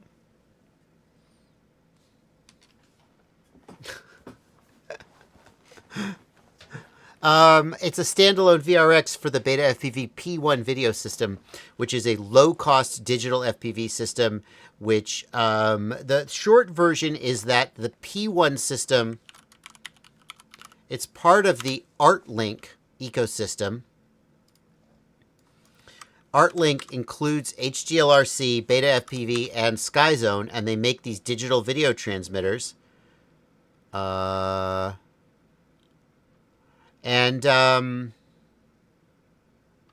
interesting thing about them is that they're very inexpensive. $40 for a VTX and camera. And they have pretty decent range and penetration. They have shitty latency. So if you're trying to do racing, high-performance proximity stuff, it's a bad choice. But currently, the only way... come on. We can do a video receiver with HDMI out. Okay. It's not bad. But this is a new module that links onto your goggles. Again, via HDMI out. I think it's USB to HDMI. Hang on, let me see. Yeah, it's USB to HDMI. But No, it's HDMI. I apologize. That's a mic mini HDMI. And so you could have it in your goggles. So that is coming to me, and I will be testing it. I have heard, though, that the firmware situation is kind of a mess. So I tested the P1 system when it was not cross-compatible with HDLRC and SkyZone. All of these systems use the same hardware, but their firmware was originally not cross-compatible. And then they decided they were going to make it cross-compatible, which I fully support. But then apparently, according to people who've tested it, the firmware is all screwed up. And like it has all kinds of glitches that when they tried to make it cross-compatible, it fell apart. And so I'm like, okay, well, I guess Caddx. So Caddx's Ascent system uses the same hardware, but has their own firmware, and their firmware is better. It's lower latency, and it's more stable. So maybe Caddx did the right thing. And I'll let you guys in on a little joke. When I reviewed the new Caddx Ascent VTX Lite and VRX Pro, I was talking to my contact at Caddx, or Walksnail, whatever. And I said, any plans to make your system compatible with the rest of the ArtLink? And he said, that would be great. Would you like to talk to them about becoming compatible with our firmware? In other words, it's like there's 3 people in the room, and you say to the fourth one, hey, do you want to join the club? And he says, that would be great. Would you guys like to join my club? Except here's the thing. Caddx is the only one, right? Their firmware is better and their hardware is better right now than everybody else. So maybe actually he's right. Yeah. I was like, probably I'm not going to be the one to spearhead that. Also, I mean, I'll just say, I mean, they're directly competing with Cap. I mean, so they're... Of course they are. So like, I mean, I thought his answer was a little bit saucy, like not in a rude way. But what I was obviously asking was, is Caddx going to release a Cap compatible firmware so people could go over if they wanted? And he was like completely rejected that. Go ahead, Blenty.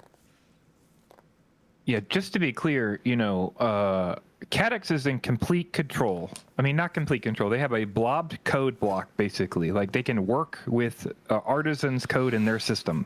They have, like, a software development kit from the company, and the artisan who makes the chips works directly with Caddx.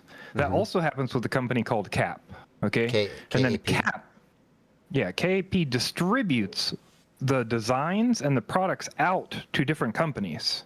So Beta FPV doesn't have any say in how the firmware works. They have to say, hey, CAP, hey, KAP, we want this changed. Can you consider changing this in the firmware? And they'll go, oh, maybe we will, or maybe we won't. But they're the ones who handle all that. Yep. That's why all the firmware is cross-compatible. But that's because it comes from the same place. Right, that's the reason it's compatible, and that's also the trade-off that you're asking for, right? You have one company producing the firmware for all these different companies, but Caddx has control of its own stuff. Its pipeline is together in one thing. Yep. To me, it's much more streamlined that way because the engineers can talk to the software, can talk to the marketing directly without having to go through some company liaison and then decide how the other people who are also on the system feel about it and who else is going to get the designs to compete with me when I'm selling them, right? So to me, Caddx is in a much better position. Hopefully they can leverage that, and so far they've been trying to leverage that position better. But I think it's just good to understand that when you buy into any of these systems, like that, that's kind of what you're basing it on. Yeah, good point. And I mean, Caddx is currently the performance and the stability of their firmware is better than what we're seeing from the ArtLink ecosystem. So, and they have lower latency. They have more I thought it was the Ascent Lite VTX and the VRX Pro. I thought it was plausible to me that someone out there, like 60% of people, maybe too high. Some percent of people would be happy with that system as their daily driver. Not people who do racing or high performance proximity freestyle, because the latency, they got the latency down significantly, but the latency is still, I think, a little bit not great. But for people who do slower cruising, for people who do certainly like fixed wing FPV, which usually isn't proximity very much, for people who do even some cinematic stuff, I could imagine you theoretically using it just in terms of the latency. And in general, the performance, the range and image quality was good. Not like if DJI O4 is like S tier, okay, then it was, C plus to B minus, let's say. Maybe a solid B. Like, it was pretty solid. And that's saying a lot, considering how shitty. Like, how often has somebody said, we come out with a new digital FPV system, and it's trash? A lot. So. All right, let's continue. How well does Betaflight support LiDAR and optical flow sensors? Not very well. Not very well. Betaflight 2026.6 added support for like one LiDAR and optical flow sensor, but in general, the support is extremely preliminary and extremely rudimentary. Go ahead, Plenty. I don't think, or maybe it just happened, but I don't think you can actually do any flight control with the sensor. You can record the sensor and log it, but I don't believe it controls anything. So in flight. it won't do pause hold or alt hold. Yeah, they basically added like the stuff in to make it work, but they haven't added code in to control flight or automation with it, or hadn't until very recently. So you want iNav or you want ArduPilot? You want ArduPilot for that kind of thing, although iNav can do it. ArduPilot does it better. Do you think it's worth it to swap a GepRC Vapor X5 to the It's FPV Era 5 frame? I got to tell you, man, none of this is worth it, right? Like, this is all a hobby, right? I probably, rather than, if I have a GepRC Vapor X5 and it's a good flying drone, I would just build another drone. If you're already going to spend, I think it's like $160 for that frame, and if you're in the U.S., you're going to have to pay to import it, but you may not be in the U.S. So it's already a super expensive frame. Why not just get yourself flight controller, ESC motors, and build yourself another drone? You're going to take the GepRC, like maybe the motor wires aren't going to be long enough, etc. Like, if you don't want to build another drone or you don't have the money to build another drone, then sure, that's a very premium frame. But I would rather probably just build a whole new drone. That's my perspective.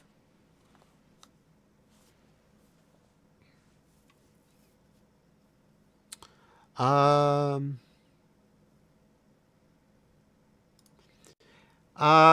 Stevens asks, is it correct that you have to use less than 250 hertz in order to access all 16 aux channels on the GX12? I don't know. I think, is it 12 without and 16 with? Previously, it was 100 and 333 are the two full packet modes. You have to which use are full. The modes you need for 16 channels. So you get 12 But channels did that without. change? Is that right, Blenty? Yeah, for some reason in my head that changed in 4 or 4.1, but I could be wrong check. about that. Let's check. I got a drone right here. It's got a receiver, and I'm 99% sure the receiver powers up from USB. I'm going to just turn my GX12 on. I don't know what's going on with my switches. I flashed What? ELRS 4.1 today for the first time. I'm all in on ELRS 4.x, man. I'm just all in. And have you used that cloud, that ELRS Flasher Android app? That is what I use for both of my. It's so much easier. All I use now. It's all I use. The only issue I ran into is that the app would not automatically recognize a 3.0 receiver. I had to download the bin file. Yeah, I had to go in the bin file and then upload it on the website. And then as soon as I got it up to 3.56, which you have to do for Wi-Fi to get it up to 4, then that worked fine. Gotcha. A great app. It's a I haven't wonderful run app. into If that. anybody doesn't know, it's called ELRS Mobile. It's a wonderful app. It's in the Play Store. Worth trying. Yep. This is almost all I use anymore to flash ELRS. It's fantastic. I made a video about it, and in the video I complained about some things which have since been fixed. So if you go watch my video, know that like the two main things I complained about, he immediately fixed. So it's even better than it was when I reviewed it. But yeah, it's great. Okay, so right now my packet rate is, sit tight, my packet rate is 250 hertz. And if I go to the mixer, what I'm going to do is you can't see that I'm doing this, but it's okay. I'm going to go to the mixes and I'm going to choose channel 16. Oh, channel 16 is already set to something. What if I got mapped to channel 16? Switch 6. Does channel 16 move? Hold on. Okay, so I can see channel 16 moving on my radio. It is not moving here. So I believe we have 12 channels. I wish I could make that not happen anymore. How about that? Great. If I then switch to one of the full packet modes, I should be able to get 16 channels. That's the expectation. So what packet rates do I have for full? And again, all I'm doing is I'm scrolling through here and I'm looking for the word full. 100 hertz full. And 333 full. Those are the only two full packet rates and 2.4 gigahertz. So the takeaway is you have to use one of the full packet rates. If I do that, hold on.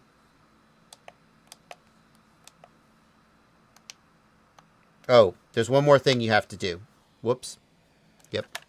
The other thing you have to do is you have to go down to switch mode and change it from 8 channel to 16 channel. And then, oh, it says not well connected. Hold on, I have to unplug the drone. I then have to switch to 16 channel. Then I have to reconnect the receiver. Sit tight. We're gonna succeed at this demonstration. There we go. Look, aux 12 channel 16 is now moving. Okay. So you need to be using a full packet rate that's either 100 or 333 in 2.4 gig, or in 915, it's K1000 full. So you could be at 1,000 hertz. You won't get as much range, but you can be at 1,000 hertz. K1000 full, 200 hertz full, or 100 hertz full in 915. Or in 2.4 gigahertz, you have the choice of 100 or 333 hertz. At least those are the choices I have in front of me.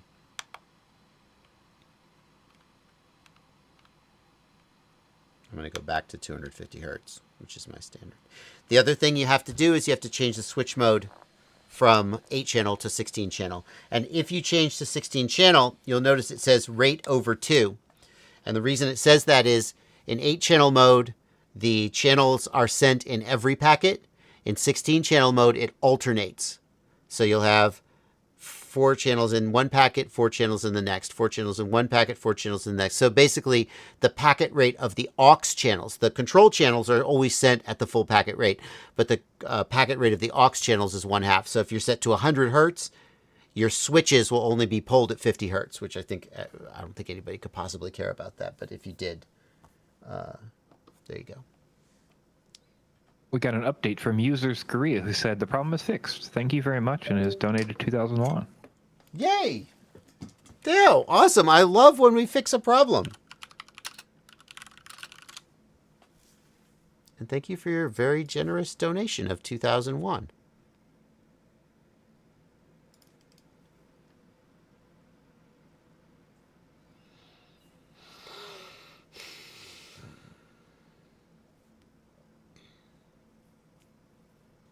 All right.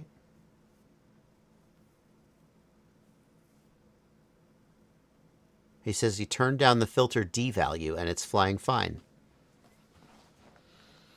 Hey, Blunty, when you do the live stream clips, I didn't actually click on anything for that little neck strap discussion, which I know you're dying to clip for the clips channel. right?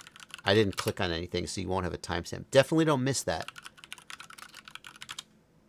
I don't know how you want to make a note, or I don't know if you guys know, I have a Livestream Clips channel. Joshua Bardwell Livestream Clips. And we Blunty clips my live stream. Blunty, I got an email from a guy today, not today, this week. He said, I want to cut your content into short form content. He said, I want to take all your content, and he said, I see that your TikTok is not being used. He said, I want to cut it all into TikToks. And then, like, I don't know, split the revenue with you or something. And I was like, he also said, I want to do it on your YouTube Shorts. And I was like, no, absolutely not. Because I'm not taking a risk of screwing up my main algorithm. That's why this is a separate channel instead of doing shorts on my main channel. I don't know. You run the live stream clips. You want to cut all my content into TikTok Shorts? I'm guessing you don't. Well, the problem is, what are you going to get out of it? Well, that's what I said. I said to him, he was like, I was like, I'm open to this. Like, what kind of how would the money work? And he was like, well, you would pay us to do it. And I was like, absolutely not. I said, look, it would work for what? Like, yeah. I said, I don't think there's value in shorts. That's why I'm not doing them. I said, if you think there's value in shorts, you feel free. I will just give you my TikTok channel. I'm not doing anything with it. And you can cut the shorts up and do whatever you want with them. And then if we make money, I'll split it with you or something. But I assume it's not going to make money. Yeah, I think the problem is, I think the amount of time investment versus what we're going to get out of it is I very agree. negligible. I mean, that's what we saw with shorts. Well, now, I didn't like engagement farm when we Right. tried shorts on the Clips channel, right? Like, Yeah. we could technically attempt to engagement farm, but I'm not convinced that A, the shorts revenue, and B, the transfer of shorts people Well, over to either I'm not the doing Clips channel or your channel is anything, right? Like, that's I'm not. my Oh yeah, problem. no. It's like, Short form does not convert to long form at a meaningful ratio. Short form viewers stay short form viewers. There are people who are both short and long form viewers, but in general, I think those audiences are distinct. Fully agree. And the RPM on shorts is incredibly low. The money from the TikTok, I think TikTok's a little better than the YouTube RPM, but it's not good. So I just don't know what the value is. But if this guy wants to do all the work, then feel free. Do you think that putting shorts, if this guy, if he goes ahead with it, do you think that putting shorts on the Clips channel would fuck with the Clips channel? I didn't even think of that till this very moment. we tried shorts on the Clips channel. We did this Well, already. The question is not, would it be successful? I think it wouldn't be successful. But the question is, would it, like, I don't want to put shorts on my main channel because if you build, you'll have a short and it'll pop off for 5 million and it'll ruin your audience. The algorithm is like, oh, people really like this. And then all you get is views on your short form content. All 5 million of those people are shown your long form content, reject it. And then YouTube goes, oh, I guess nobody likes your long form content. And it tanks your long form analytics is my fear. So I will never do shorts on my main channel in any meaningful way. I don't know if that would have the similar effect on live stream clips, though. I wouldn't assume that exists at all. Are you sure that's how it works? I don't As far think as I know, shorts I has don't. no relation to longs. As far as I know, there's no attachment. That's not my belief. I believe. My understanding is there's no I don't attachment. believe. I don't believe that YouTube keeps separate audiences. Like the buckets that it puts you in, I don't think it distinguishes between short form and long form. I mean, my shorts are completely different than my normal videos. I mean, completely different. Well, that's interesting.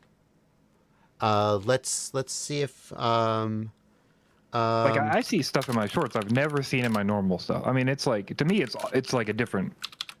Like I've always assumed in my head, like, oh, this must just be a different feed because they're different buckets of money. You know, like Shorts has a fund, and then YouTube. You know, like I just assumed that's how it worked because so many people browse Shorts as a different thing. Yeah, I mean, you're not wrong. Like, clearly, YouTube shows me different content when I look at shorts than when I look at long form. That's Like all my shorts aren't the interesting. creators I like, right? No. And all the shorts that I watch don't turn into long form recommendations. That's been my experience. That's why I think there's no Yeah. conversion. That's what Well, that's the there's my whole definitely point. no conversion. That's interesting. Yeah. Like, I've heard of people who say, I started posting shorts, I got popular on shorts, and my long form tanked.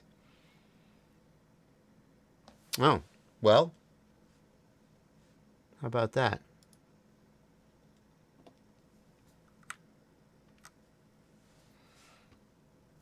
YouTube executives have explicitly confirmed that the two formats operate independently.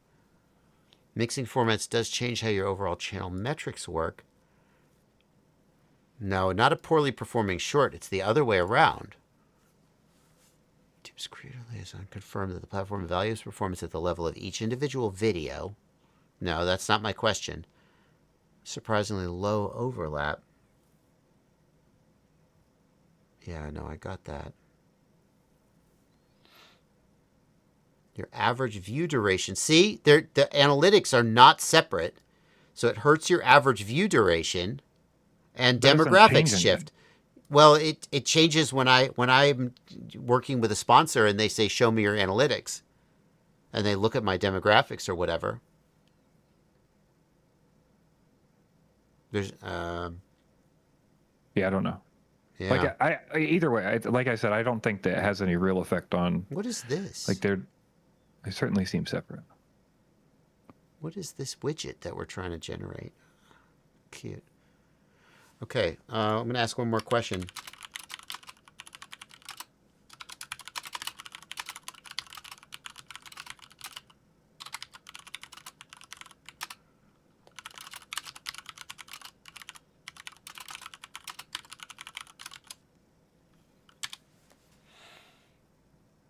Let's see if there's evidence for this. I mean, you're right that I haven't observed that, but I've never seen it from the creator side. I've only seen it from the... I don't spend a lot of time looking at YouTube shorts, to be honest. They kind of annoy me. Okay, there we go. So here's the problem. When a viewer watches a short and signals satisfaction, the algorithm logs their interest, and then they browse their home feed, your long-form videos. Okay. Okay, we're asking an AI that's bad. That's not. Yeah, but it's Gemini. Like, Gemini is built who by... gives a shit? It's That's built not by how this Google. works. That's not how any of this works. Yes, no, That's not how this Gemini works. clearly knows Stop more. assuming that models know Look, things about anything. I've got it set to thinking, Blunty. Then start seeing my long form Just videos an AI and doesn't know anything rejects about them itself other because they don't like long form content. Don't like my long form content. We got bingo for Blunty gets heated. That tanks my CTR and my long form videos suffer, right? I mean, it found evidence. It's not just making this up. Like, it's finding evidence, right? You have to click through and make sure. That's not true. Yeah. It will just make up what it says and put like it's based on a misunderstanding. Oh, YouTube's algorithm looks at specific audience segments. First shows, okay. I'm still suspicious, and the other thing is, like, I don't think there's any upside. There's no upside. Shorts will not make me any money. They won't really help my audience. So. Okay, real quick. Yeah. So some guy's name I can't say in chat says, but JB, aren't shorts the ideal way for people interested in FPP to discover your long form content? So my argument is no, because I think there's very few Correct. people that are going to see a short and then stop their scrolling, where they're scrolling constantly through shorts and watching 80 shorts a second. You know, they're going to stop and go, oh, that's a cool video. And then they have to either click the description or click down in your video to then get pushed to the main channel. Yep. And then they have to look through the main channel videos to find a video they want to watch. Correct. I think the system is very poor for this, and as like I would say evidenced by each of your feeds if you go look. I don't think there's much influence that gets pushed from shorts to the main video. Fully agree. Shorts gets Smelly Fox FPV. Shorts get subs. That's true, but subs don't. Subs are meaningless. Subs is just a dick measuring contest that creators use. Like, I'm happy to have subs. Subs do not make you money. Like 5, 8 years, I don't know how I'm too old, but a while ago, people used to use the subscriptions button. Like when you opened YouTube, you saw the subscriptions and it showed you all the people you were subscribed to. Yep. YouTube changed that, and now YouTube shows you the home feed. The home feed is what its algorithm thinks you want to see, and it doesn't necessarily even populate. Sometimes subscribing isn't a meaningful signal in the feed. I don't think. Right. It doesn't trigger to that. It doesn't trigger to that home algorithm much of a bonus. If I sub somebody, but I consistently don't click on their videos when presented with them in the feed, the subscription is meaningless. I find myself subscribed to people I never clicked sub on. YouTube subscribes me to people automatically sometimes. That's a separate issue. I have many people in my subscribers list that I don't see at all ever recommended. Yep. And then I remember about them because either like somebody mentions it or I see it linked somewhere and I'm like, why haven't I seen this video? Yep. So here's the thing. Think about the mindset for those of you out there who watch both short form content like TikTok or shorts and long form content. Think about the mindset that you're in. When I sit down or stand up or put my headphones in and I click on long form content, I'm in a certain mindset. When I am flipping through TikToks, I'm in a different mindset. I'm looking for quick gratification, mindless. When I'm looking for long form content, I want something that's going to last 10 minutes, 20 minutes. I want a different experience. And the creators who are good at short form content are often not good at long form content. Now there are exceptions, like Marques Brownlee comes to mind. When I see Marques Brownlee in my YouTube Shorts feed, I enjoy his short form content and I enjoy his long form content. I don't really seek, I'll watch both, right? But it is very rare. The other thing is, it's very rare that content that is optimized for long form. Think about my videos. They are 20 to 40 minute long tutorials in depth. It's very rare that you can translate that into short form content. What works in short form is fast, punchy, grabby stuff. You can't take a 35-minute Bardwell video and no matter how much you cut it down, it's going to suck as a 30 or 45 second short form video. It's going to suck. It doesn't have the components that it needs. So for many reasons, short form views do not translate to long form views in any meaningful sense. There are very few people who are going to discover me as because first of all, I suck in short term because I'm a long talker. I go in depth. Short form isn't optimized for people who make the kind of content I make. If I were to say for every single video I make, I am also going to make a 45-second short, then people might start watching my shorts. But those people don't want to also watch me talk for 45 minutes. They want the short content, and they're going to be annoyed if they ever do click over that my long form content doesn't have enough fucking bells and whistles and balloons popping, to hold their little dopamine starved brains. So also, shorts don't really make a lot of revenue. The RPM on shorts is pathetic. You can get 1 million views and make $100. It's pointless. Go ahead, Plenty. Yeah, I mean, that's the issue, is that there's no money in the direct shorts revenue and there's no pushover from the thing. So it's just like extra work cutting, trying to make them interesting to get more, no revenue, It's unfortunate. So to go back to the original question, if this dude wants to put in his own, I assume he's got some way of automating it. I don't know. If this dude wants to put in some work to cut my content up and put it on TikTok, more power to him. Don't get me banned because I actually use that TikTok account. I'll probably make a new account. Or just have him make a Clips account, right? Yeah, something. He might want, my account has 60,000 subs or followers or whatever they call them on TikTok. He might want that. Anyway. We gotta, my point is we got a Livestream Clips channel. All right, let's go back to answering questions. That was fun. Fun little. You got fired up. You really did not like me asking Gemini questions about the YouTube algorithm. You keep assuming these AIs know things. Like they have some training extra because it's with No. Google. It's like, No, it's I not don't. the case. I don't. I just think it's funny. But it's the same with. Okay, I was gonna say it's the same with Claude. You like ask Sonnet, should I use Sonnet? And it's like it doesn't know. It has no clue. It's looking the same as any. Like it doesn't know any better. It doesn't know its own capabilities. No, I or only what asked. different models offer. I only asked Claude because I happened to be using Claude at the time. I don't assume that Claude has some special insight, but I assume what Claude did is it went and did a web search and found what the current advice was for which model is optimized. You know, that's all. I just wanted to. Have Did someone you do a check the web thinking search and for make me. sure? Yeah. One thing I've noticed that doesn't happen is that it doesn't actually go look for stuff. Like I often have to say, can you search for this? Or can you go get this information? Where or does it'll it just get the think for a information minute from? and go, training data. It just makes it up.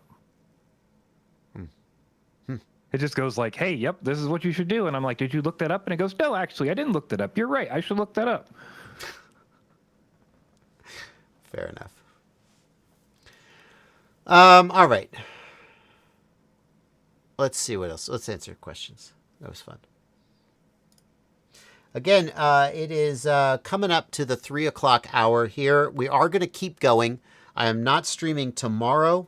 I'm taking my son on a little trip. I will decline to give any more details, but me and my 15-year-old son are going to go on a road trip. Just us. And I said to him, just us boys. And he said, if it's just us boys, why is his brother not coming? Because he's a boy. And I said, no, like you say, just us boys. It's a boys' night. I was like if you were going to go out with your friends, and I named several of his core friend group. He's like, yeah, but they're not coming. I'm like, are you fucking with me right now? Like, you know what I mean when I say it's a boys' trip. Anyway, I think he was fucking with me. So we're not going to stream tomorrow, but we're going to do an extra hour today. Let's see what we could do. What do you think about 3D printed frames? Okay. Speaking of the JB Livestream Clips channel, the great thing about the Livestream Clips channel is that when someone asks a question, 3D printed, that has been answered 1,000 times before, you can just go to the Livestream Clips channel and find clips where I address them. Wonderful. In general, I am down on 3D printed frames. And if you want to know why, go to the Livestream Clips channel and find one of these clips and watch it. I'm not going to redo the rant. But the Ether 5 is doing 3D printed frames right. The Ether 4. Now, if you're going to do a 3D printed frame, the biggest mistake you can make is just print as if it was carbon. Plastic does not do good when you print it in sheets like it was carbon. It sucks. If you're going to 3D print a frame, it needs to take advantage of 3D printing and look like this. Now, this is still not going to be as strong as a 3D printed frame, in my humble opinion, but it's going to be optimized for what it is. It still has the disadvantage that when it breaks, you have to basically replace the entire frame, which is a giant pain in the ass. But at least this designer actually optimized this for the strength and lightness of plastic instead of just copying a carbon fiber frame and then wondering why it flew like shit. So I would build one of these as a novelty and a curiosity. I don't think I would use it as my daily driver, but hey, you never know. Because maintainability is low. I can't just replace an arm. I got to replace the whole thing. But this is the right way to do a 3D printed frame if you're going to do a 3D printed frame. Is it me, or is ExpressLRS usually more consistent and reliable than my VTX signal? That's because the less data you have to send, the further and easier it is to send the data. The easier it is to send the data over longer distances. Think about if all I was going to do is say 1, 0. You could easily, think about when you're trying to get somebody to hear you and you go, Go get me the goggles. You slow down the transmission rate to try to increase the comprehensibility. The faster you send data, the shorter the range of the data, all else being equal. So when I'm sending a video signal has a lot of data. Even a standard definition video signal has a lot of data. It's like 6 megahertz width of an NTSC signal. Just give me the answer. Just give me the answer. Width of an NTSC signal.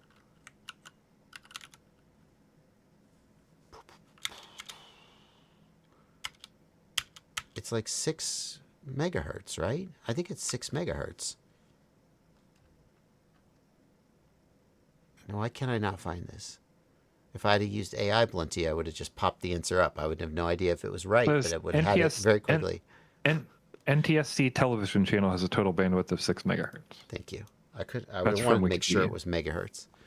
6 megahertz that's a lot of data.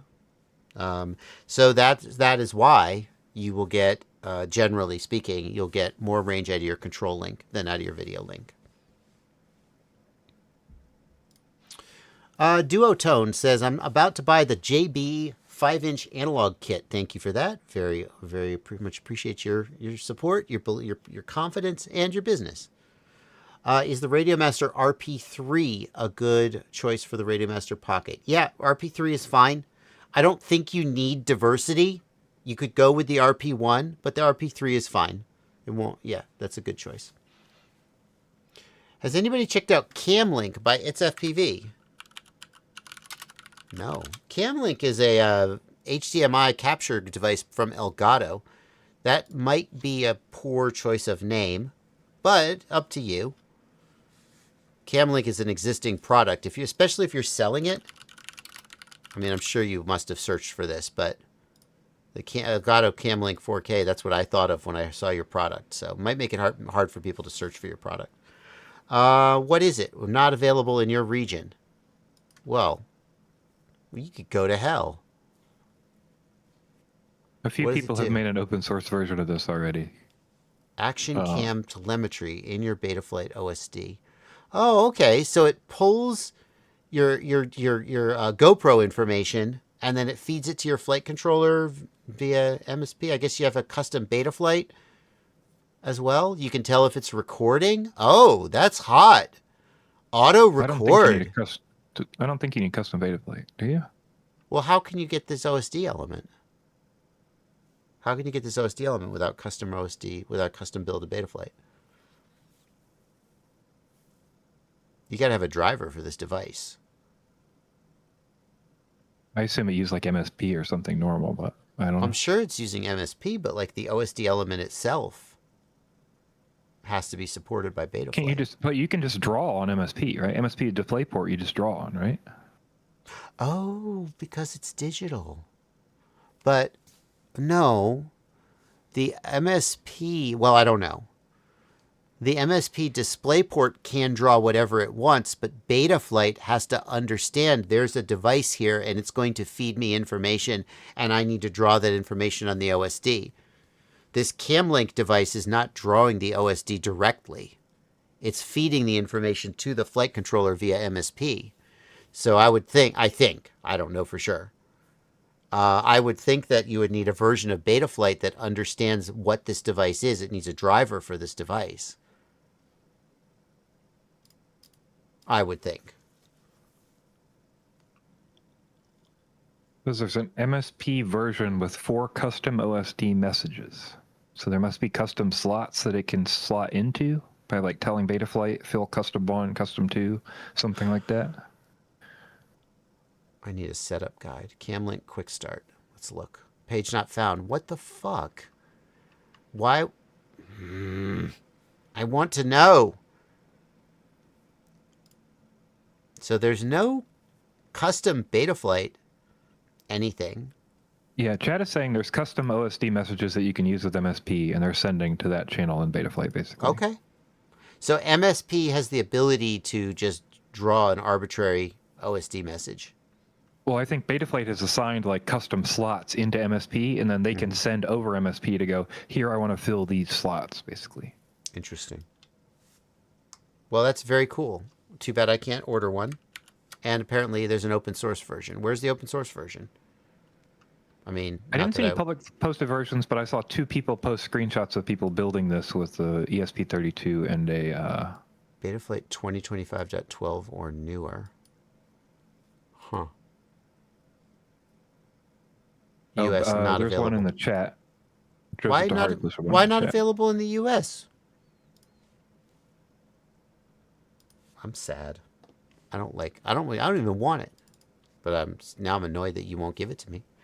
Installa Recon 32. It's just an open source version that you can install on a S3 or C3 ESP32. And it'll do the same thing. Fucking A. Well, guess what? It's FPV. It's FPV. They got this proprietary attitude that I'm not sure I'm a fan of. I'm pretty sure It's FPV got into a big conflict with this guy. Now, what this guy had done was, I should be careful. This is off the top of my head, and so if I get any of the facts wrong, I will do my best to get the facts right in substance, if not in fact. And please don't take any of this as authoritative. But I know for a fact that It's FPV had a conflict with this guy who was posting 3D models that were compatible with their frame, and I do know that for a fact because he said It's FPV is trying to shut me down, and I reached out to It's FPV for comment, and I said, hey, why are you hassling this guy? I didn't say exactly that, but I was like, what's going on here? And they explained to me, hey, we don't like what this guy's doing. We don't think it's right. We don't think he should be doing it. And I basically was like, okay, I'm out, because the guy kind of seemed a little bit like a jerk. But I fully support a world where people who are a little bit of a jerk try to like, hey, I took this right now. Like, It's FPV doesn't publish the STLs of their front end, or at least they didn't at the time, which was this guy's big objection. He's like, if I buy your frame, why can't I just 3D print a front end? Well, their front end is their whole secret sauce. So if people could 3D, is how I remember reading the situation. So basically, he just made an STL of compatible with their frame. Now, is that legal? Is there some issue? Did he like 3D scan there? Like, I don't know. That's the part I'm not even going to touch on. But my read of the situation was, this guy's a little bit of an asshole, but like I kind of like I'm okay with it, because like if a company is like, no, you can't have our STLs, they're too special, and then somebody's like, fuck you, I'll make my own. I'm like, yeah, that's right. That guy's a little bit of an asshole, and I'm all for it. But then I felt like he was a little antagonistic, and maybe went a little further than just, hey guys, I'm going to 3D print this and there's nothing you could do about it. Have a nice day. Like, it felt like he had a little bit of an axe to grind. And so when It's FPV told me their side of the story, I was kind of like, you know what? I'm just going to stay out of it. I'm not going to express an opinion. So, Super Guy, is this the 3D print in question? Is this the 3D print in question? This comes from the Discord. This may be the guy. I think it's the guy. I think his name is ringing a bell. That's for an Apex. Is it? Oh, okay. Well, I appreciate it. I told you I didn't remember all the facts. So he printed an It's FPV era style front end for the Apex. I'm pretty sure. Well, I don't know. I'll shut up. I'll stop guessing. Anyway, there was this friction here. How did I get on that topic? The STL. Oh, open source shit. So now It's FPV has this new product, and it's like not available in the US, and it's not open source. And it's like, okay, like I understand you want to make your money, but you know what? If there's an open source version, great. I'll just share that. Fine. Enjoy. You have every right to keep your shit proprietary. I mean that with no rancor. But also the consequence of keeping it proprietary is that other people, if they do an open source version, that's going to hopefully get way more popular. And I saw somebody posting. I'm not going to show it to you because I don't want to promote it.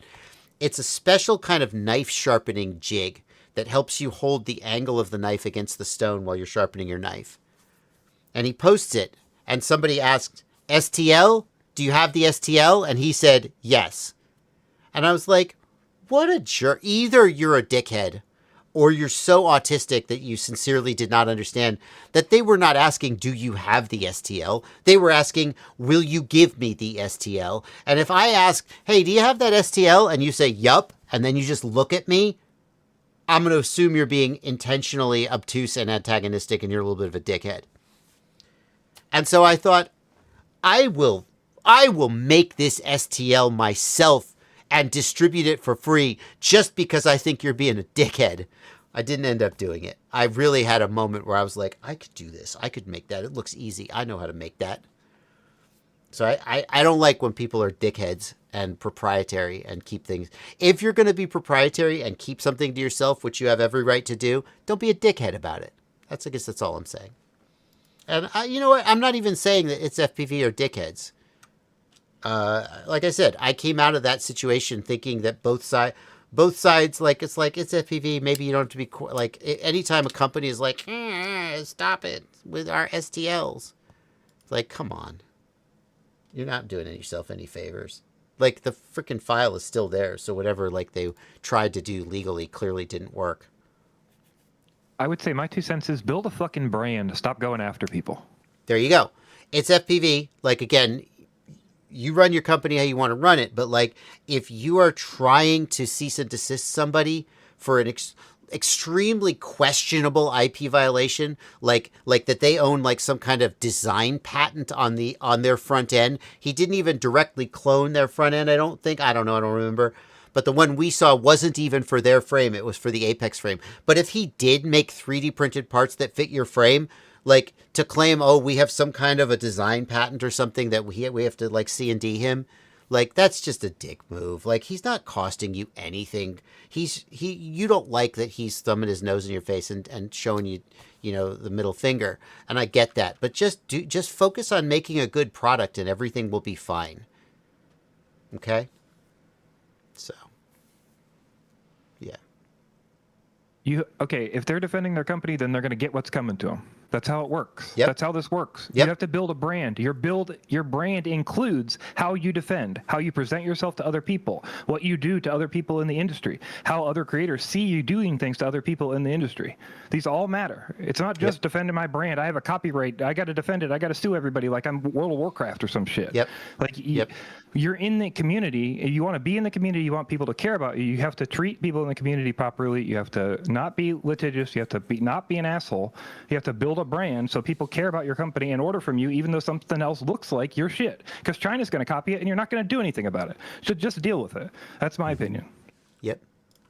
It's almost never good for your brand image when you're a part of a community to like sue a creator like that. If he was selling frames and labeling them It's FPV Era, absolutely, you have to shut that down. Right? You have to shut that down. Because that's actually confusing your customers and costing you money and hurting your reputation. But if it's the Streisand effect, so to speak. Well, it's not exactly the Streisand effect. Anyway.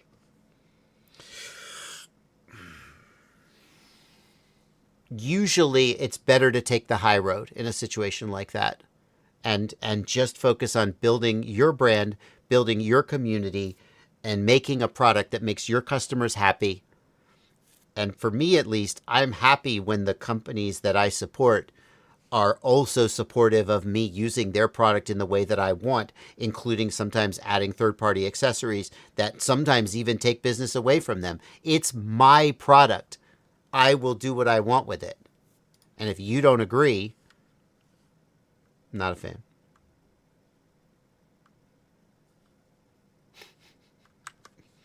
All right. Moving on.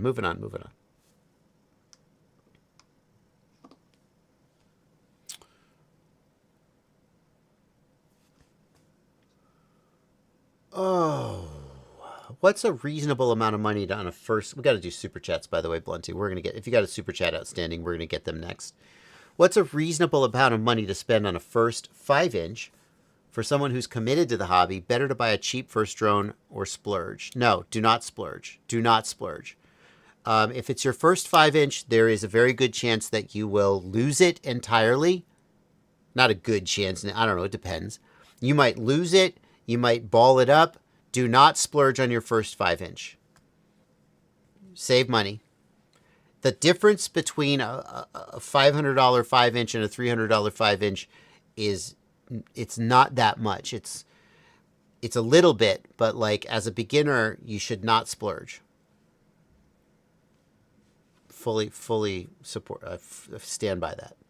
So what's a reasonable amount of money? Well, for analog, I think you're going to be in the $300 to $400 range. Maybe a little less than $300 if you really try. But I think that like, don't go buy an AliExpress $200 special. That's not too cutting it. But get a decent quality analog. 5-inch GEP-RC Vapor is a good choice. That's one that I recommend. All right, super chats. Portal Zen, thank you for $5. What's the best way to balance charge 4S850 batteries? Parallel board. Parallel board if you're comfortable parallel charging and know how to do it safely. Or you just have a charger and you just do them one by one.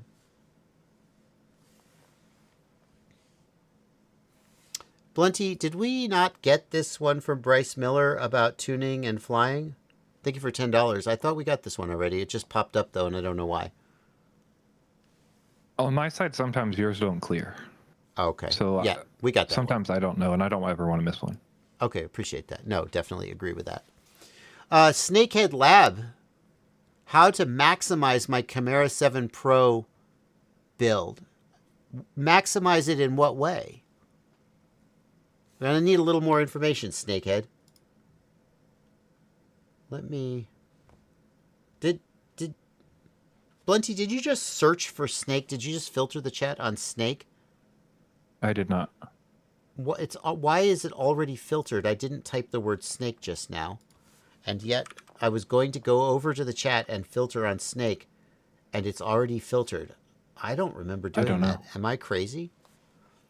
I didn't see you type. No. Chimera 7 Pro, yada, yada, yada. This is a standard, considering 7200 mAh. I see. So, 6S 5200 considering 7200. I mean, the 7200 milliamp hour battery will give you longer flight time with less agility. It's just a question of how, how you like how it flies with that additional weight. If you're trying to maximize flight time, you're going to add battery until it gets so heavy that you hate how it flies. I mean, a drone will fly with a thrust to weight ratio down around 2 to 3 to 1. It's not good, but it can fly. So those two batteries are both fine batteries to put on a 7-inch. It just depends on, number one, what else you're carrying. Like, are you carrying a GoPro? Are you carrying a bunch of additional weight? And then number two, like, how are you okay with how it flies? If you can find ways to shave other weight, you can make up some of that. There may be ways that you can shave weight off. The iFlight Chimera is not a particularly bulky or heavy 7-inch, though, to begin with. So I feel like, you're not going to have a lot of opportunities to shave weight on that build.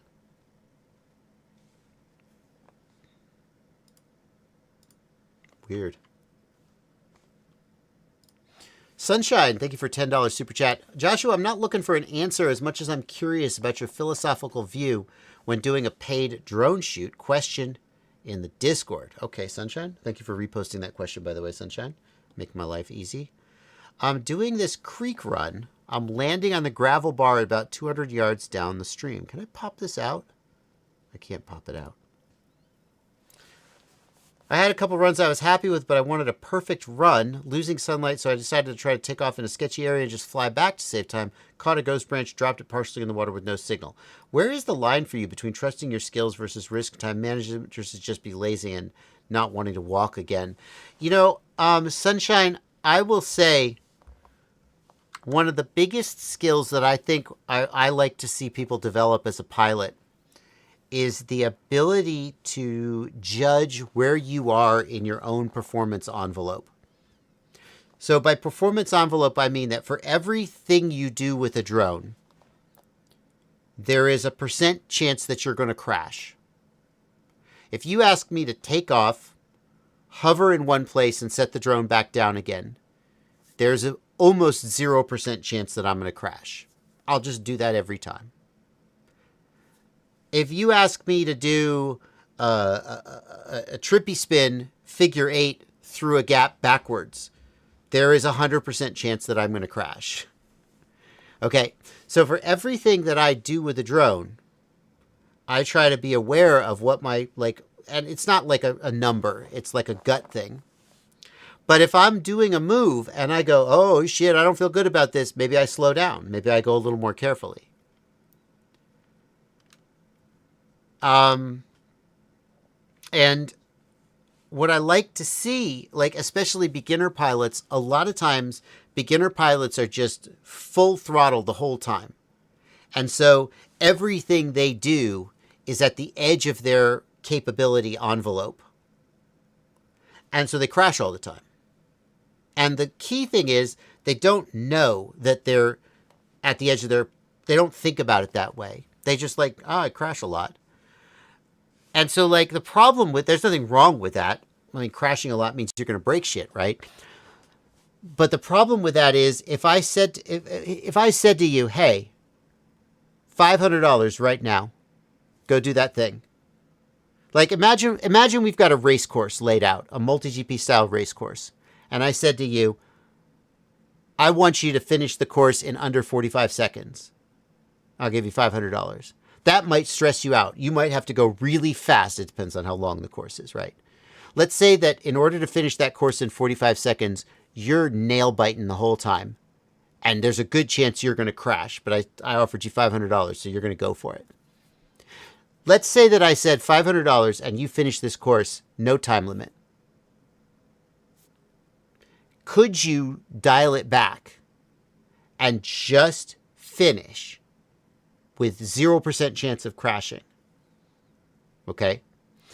And the thing is that every time you have anything at stake, whether that's I'm going to crash my drone and maybe break a motor, or whether that's I'm flying professionally in front of a client and I'm carrying a $40,000 camera on my $15,000 drone.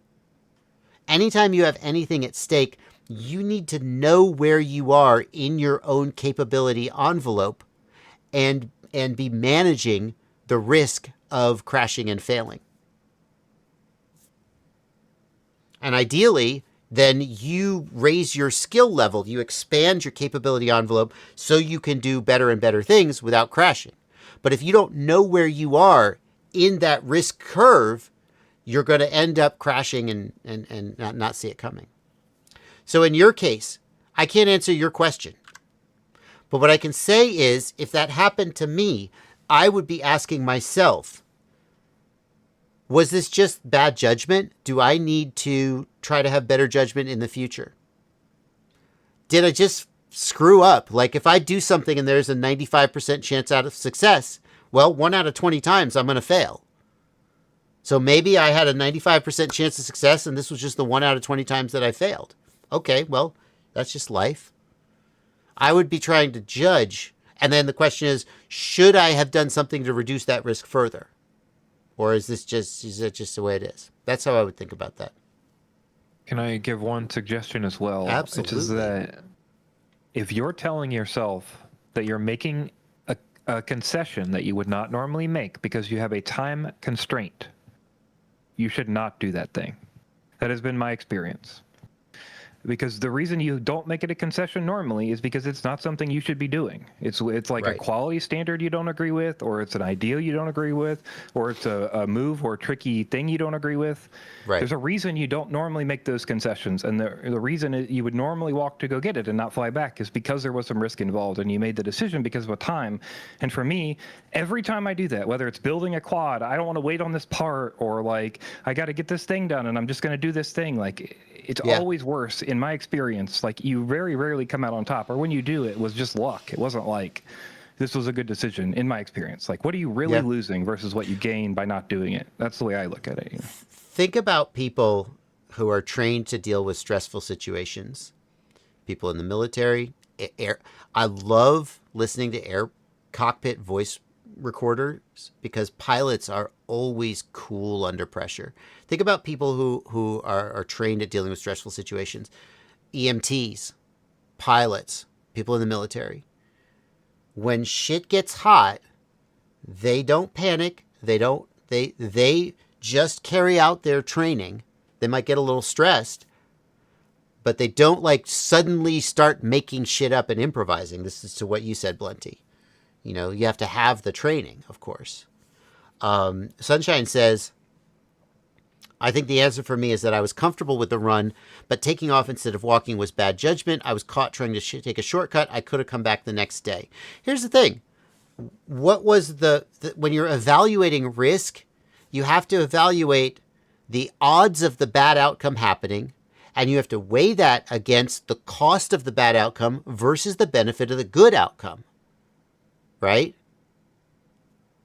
So maybe the cost seems to be minimal. The drone crashed. It was fine. Granted, it crashed in water, which is not great. Maybe you got a little lucky. But maybe the risk of a crash was low. The negative outcome was low, and the value of not having to come back to get, maybe on the whole, listen, I used to have an argument. This was 25 years ago. I had a girlfriend who was a little bit like woo in the head. And I said, if I buy a lottery ticket and win the lottery, it was still, rationally speaking, the wrong decision to buy the lottery ticket. Because rationally speaking, the expected value of buying a lottery ticket is massively negative. In other words, expected value, if you play poker, you know what that is. EV is the payoff of the event times the odds of the event. So if I win the lottery and I win $1 million, but the odds of winning are 1 in 50 million, that's a net negative EV. And that means that every time I buy a lottery ticket, statistically speaking, I'm losing money. Now, if I happen to beat the odds and win, it was still the wrong decision to buy the lottery ticket. I just happen to have gotten lucky. Okay. I like to say, if you don't wear your seatbelt and you get into a car accident and miraculously you're thrown free, you land on your feet, and if you'd have been wearing your seatbelt, you would have died. You still should have been wearing your seatbelt. You just got lucky this time. So, and she would say, no. If you buy the lottery ticket and you win the lottery, that was the right decision. And I'm like, well, that's the difference. You know, you have kind of lucky, magical thinking, and I'm trying to think rationally about it. And that's a difference in the way we think about the world. So like maybe that was the correct decision to fly back. Maybe it was a net positive EV decision that you just happened, like sometimes you have a 99% odds of winning a poker hand and the opponent gets his out and you lose the hand, but you still played the hand perfectly and you lost. So we're good. Yeah. I'll say slightly in the weeds here, but I will say, like, even if you have a positive EV in that situation, like you have to, when you're evaluating the EV of like a choice, like, am I going to fly this drone down here and maybe crash it, right? Mm-hmm. The EV can't just be like, oh, I've got to replace the drone. It's like, I have to replace the drone and I might have a shoot tomorrow, or I might need to replace the drone and I don't have the right parts, or I'm going to lose credibility in front of the customer. Right. Maybe the customer's going to find out that I did this and that's going to make him think I'm not as good, or I take risks or something, right? Like, the EV has to include the outcomes. That's the most important. A lot of people just think about like what I'm doing right now. Like, oh, I would have spent this $1 on a candy bar, so I could spend it on the lottery, but that's not the actual EV. The EV of the other $1 is what you would have done with it in the most ideal situation, right? Yep. So the other thing I'll say about it is, as you talk about EV, again, we're getting into poker. I don't play a lot of poker, but I think about poker and I watch poker. You've got variance, right? So you can have a positive EV play. Let's say you run a play that has positive EV. It's 90%, whatever. You're going to do something risky with your drone. You have a 90% success rate, and if you succeed, you'll make Michael Bay says, hey, fly this drone underneath that car and I'll give you $5 million. But let's say that if you crash the drone, you injure an actor and you're blacklisted from Hollywood forever. So maybe that $5 million is a positive EV, but the variance of the negative would knock you out of business, and you can't. I mean, once you bust out all your chips, you can't keep playing, right? So there's other things to think about. You don't necessarily make the positive EV play every time because you're also trying to manage variance. But now we're getting very philosophical and talking about poker and not drones. So I think that we'll wrap it up. Cool. That was fun. Thank you, Megacart, for €3. We looked at Camlink from its FPV. Appreciate your super chat. Puppet Master says, thank you for $10, Puppet Master. My rapid fire I've used as my daily for the last 7 years. Decided to stop powering up with my goggles. I bought a Fusion for replacement. Will I see comparable performance? In my testing, which granted was years ago, although I don't think anything's changed about the modules since then, Fusion and Rapid Fire were almost identical in performance. They both use the same chip to receive and demodulate the signal. So they have identical sensitivity specs, and the only question is very little difference between them. So yes, I would say comparable. I would also suggest maybe you should look at some reviews on like the SpeedyBee VRX, because it's a new option that I believe also uses the same hardware and is cheaper on the regular. Significantly cheaper, yeah. Correct. I was amazed. Rapid Fire is almost $200, and Fusion is like $170 today. So the SpeedyBee at $90 is a very valid contender. Fusion is a bit slower. That's not true, Jose Navarro. I just prove it. Yeah, there's no latency difference in the Fusion and the Rapid Fire. There's no latency. They're not doing anything that causes latency. The latency through an analog receiver module is in the picoseconds. I got that because I got that from talking to Ira. I don't remember his last name, of Clearview, the Clearview receiver module from years ago. And he explained to me, and then I also got some of that from talking to Tony Cake of Immersion RC. Basically, everything in the receiver is full analog. There's no buffering. And since there's no buffering, the only latency comes from the physical propagation speed of the signal through the module. There's no latency difference between Rapid Fire and Fusion. I stand by that firmly. Crom confirms the SpeedyBee is within margin of error identical in performance to the Rapid Fire. Yes, good. Thank you, Crom. It's hard to figure out with the analog signal where that margin of error is, but you know, you can kind of do your best. Herbert Lamar 2950. Herbert Lamar says, I have a question. Is Tiny Hawk 3 Plus Freestyle Bind and Fly ELRS good to buy? Yeah. Tiny Hawk 3 is good. I haven't used the Tiny Hawk 3 Plus specifically, but other Tiny Hawks have been good. And if you're looking for one with HD0 built in, I wouldn't steer you away from that. That's what I would say. Yeah, the Tiny Hawk 3 Plus is like the race for what they used to call the open prop version. Yeah. Oh yeah, that was a good one. What's your opinion on the Hello Radio V12 Max? Blunty, do we have a live stream clip about that? I think we've talked about that. I believe so. So the Hello Radio V12 is this one. Oh, my mouse is glitching out. Here's the thing. It doesn't run EdgeTX. It runs proprietary operating system. And I have also heard... Wait. I'm wrong. This is a different radio. That sure looks like EdgeTX to me. Oh, no. Wait. Yeah, but that's a different radio. What the V12 Max? Oh, that's the V12 Standard. Hold on. Let's just double check this. Is this... show me the screen. Turn on the screen. Yeah, no, there you go. V12 Max. What radio am I thinking? I'm thinking of a different radio. I swear to God, this didn't run EdgeTX. Okay, I'm thinking of a different radio. Yeah, there's another recent radio, because they have a V14 too, but that also runs EdgeTX. Okay, glad I caught that. I know Bachgrinder made a video about it. Why does it say this channel has no Oxbot. videos? The The Oxbot. Oxbot. Yes. The Oxbot. Oh, he also reviewed the V12. I just confused it with the Oxbot. Yeah, this is the radio I'm thinking of. You can see why I was a little confused. They are superficially similar. Okay, so let's start again. What's your opinion on the Hello Radio V12 Max? Okay, it runs EdgeTX. That's good. And it has Express LRS built in. The question would be... where's the ELRS web flasher, INF configurator, ELRS, transmitter, Hello Radio. Boom. It's officially supported target. Whoops, I misclicked. So, if it has an official EdgeTX target and it has an official Express LRS target, it passes the first gate. And I would consider buying it. Anything that does not have an official EdgeTX target, an official Express LRS target, I would discourage you from buying. I would not buy.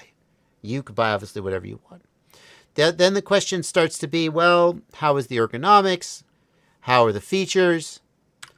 And the thing is, I'm not even too worried about aftermarket support. Like, you're going to buy the radio, and then, like, probably it's going to be fine forever until you break it or buy a new one. But the thing is, $200 for real? Let's check the price. V12 radio. CNC Max. Okay, comes in purple. That's a plus. So we got CNC gimbals. That's nice. They're not adjustable like from the front like the Radio Master gimbals are. They look like nice gimbals. What's the price? Price. How do I buy it? I can't buy it? Okay, I can't buy it. I know where I can buy it. It's on AliExpress, isn't it?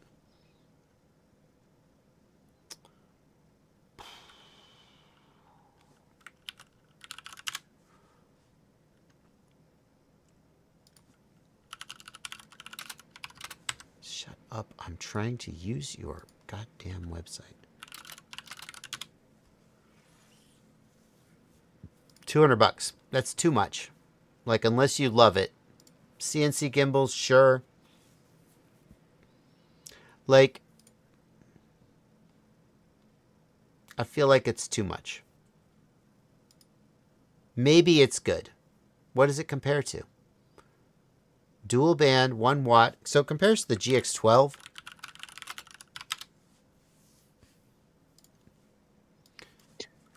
Does Radio Master have a dual band controller that's like controller style one? No.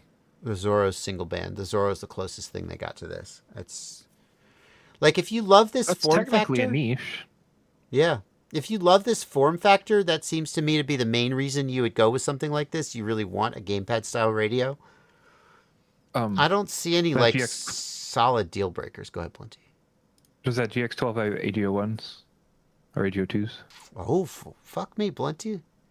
Yeah, it doesn't have CNC gimbals. This is better because it has CNC gimbals. So do you want to see what the normal V12 costs? What's the normal V12 cost? Well, I think they have a non-CNC one. I don't know what it costs. Here's is for $290. Don't buy that one. Oh. Hello Radio V12 122? 122. Yeah. So I don't know if the hardware is solid. So that's the other thing. In general, Radio Master makes pretty solid hardware.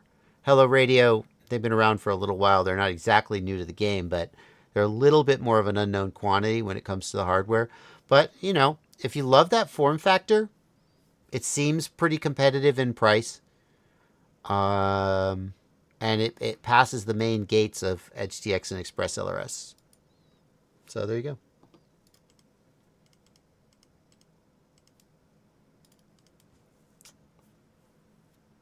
Oh, it does not support Gemini. The Run Reality says, do not bother with the standard version. The Max is the same quality as the Boxer Max or other Radiomaster Max radios. Fair enough. It does not do Gemini. It's Does only not- dual not- band. That's okay. I'm not that worried. Like the TX15 doesn't do Gemini either. So I don't hate it. I don't think Gemini is as big a deal for most people as they might think it is. Thank you for $10 from Paulia Snorkus, who says, are you still planning to build the TBS Chipito and make a video series about it? So TBS sent me the Chipito way back when it first came out. I got super busy with other projects and never got around to building it. I still have it. At this point, it would be disingenuous to say that I am planning on building it, since it's been a long freaking time since I had it, and I haven't started yet. It still is in my closet. There is a chance I could build it. I'll tell you, the thing that I am most likely to do, I recently saw somebody who has a 3D printed plane that's very similar, at least superficially, to the Chipito, and I thought it would be fun to build the 3D printed version and the foam version and compare them. If I were to build the Chipito, I think it would be in a context like that. But at this point, I have completely missed the boat on the Chipito build window, or release window, and I got a lot of other things, and I don't do as much plane content anyway, do I? So, yeah. So, one RCB King. No, that was Steele. Steele was the pilot flying in the museum at DARPA, or maybe it was Evan. I don't know if you guys know Evan. He's a partner of Steele's. They were working at the event. I think it was Steele, though. Skydozer says it was Steele. Render FPV, thank you for $5. Do you parallel discharge 5-inch packs using the strict board? Yes. Yep. You can parallel charge. You can parallel discharge. The risks and rewards are the same. Flying Taco, thank you for a $5 super chat. What are your thoughts on the Oddity RC 4.5 toothpick frame? JB does not have a toothpick frame. So let's have a look. Not a lot of toothpick frames out there anymore. Oh, it's a 4-inch. No. I've flown a 5-inch and 4-inch toothpick before. They're interesting.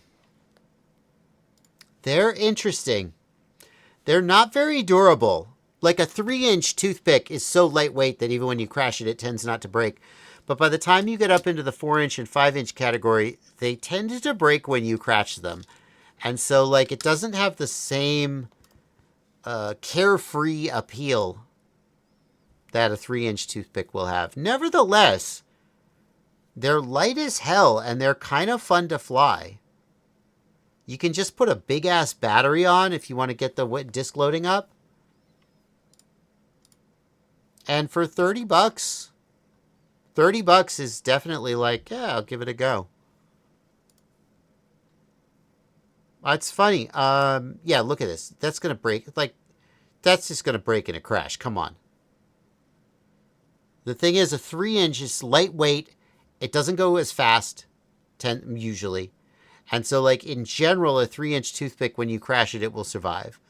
But a 4-inch and 5-inch, you're up in the range where they're much more likely to break. That's the main downside for me. But it's pretty cool. That's a pretty cool frame. Yeah. If you're thinking about building it, I don't think you got a lot of options. So, like, yeah, sure. And the price is right.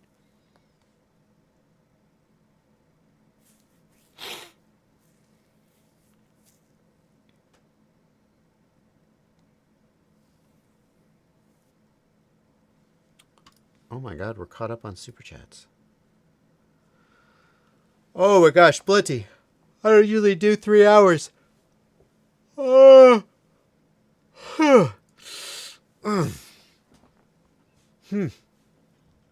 going a little long today because we won't be streaming tomorrow.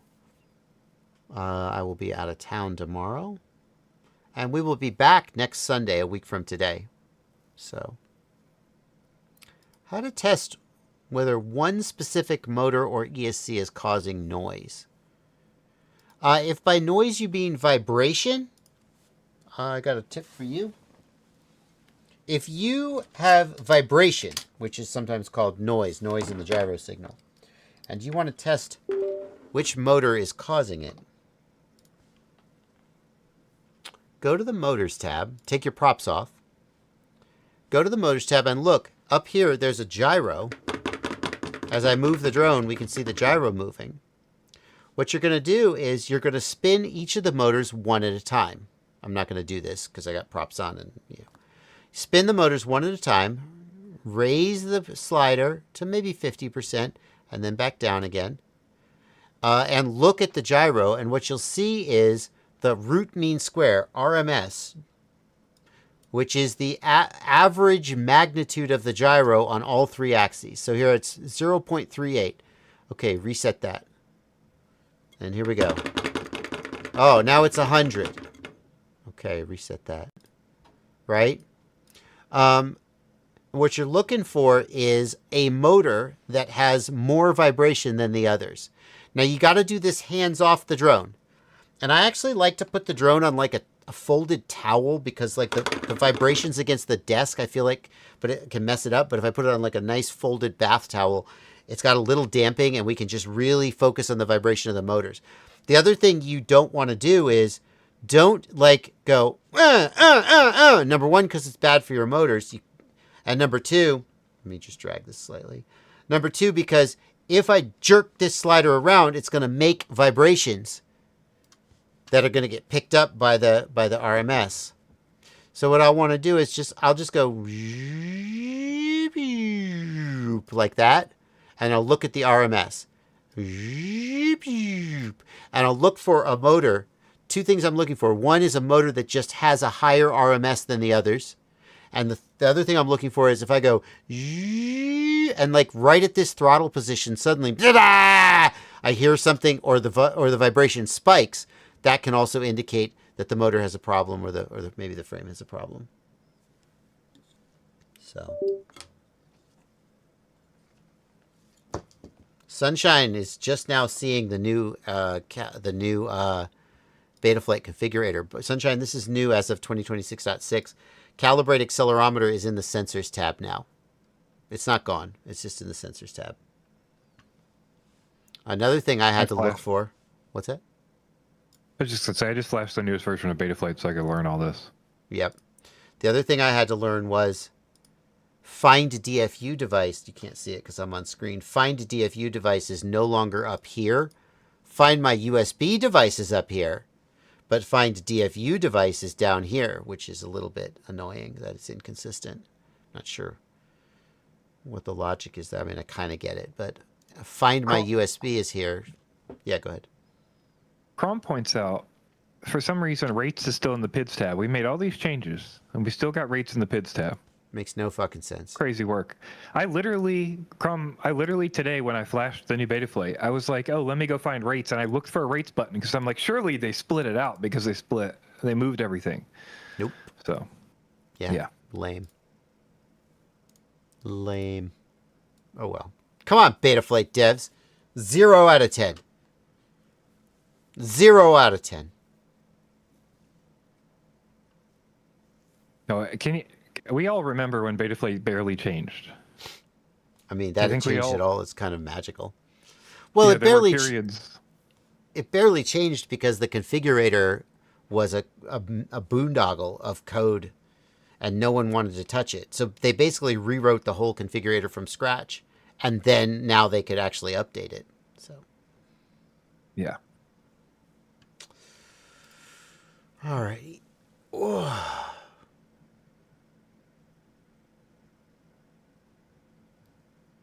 Let's see. Oh, we got 15 minutes left.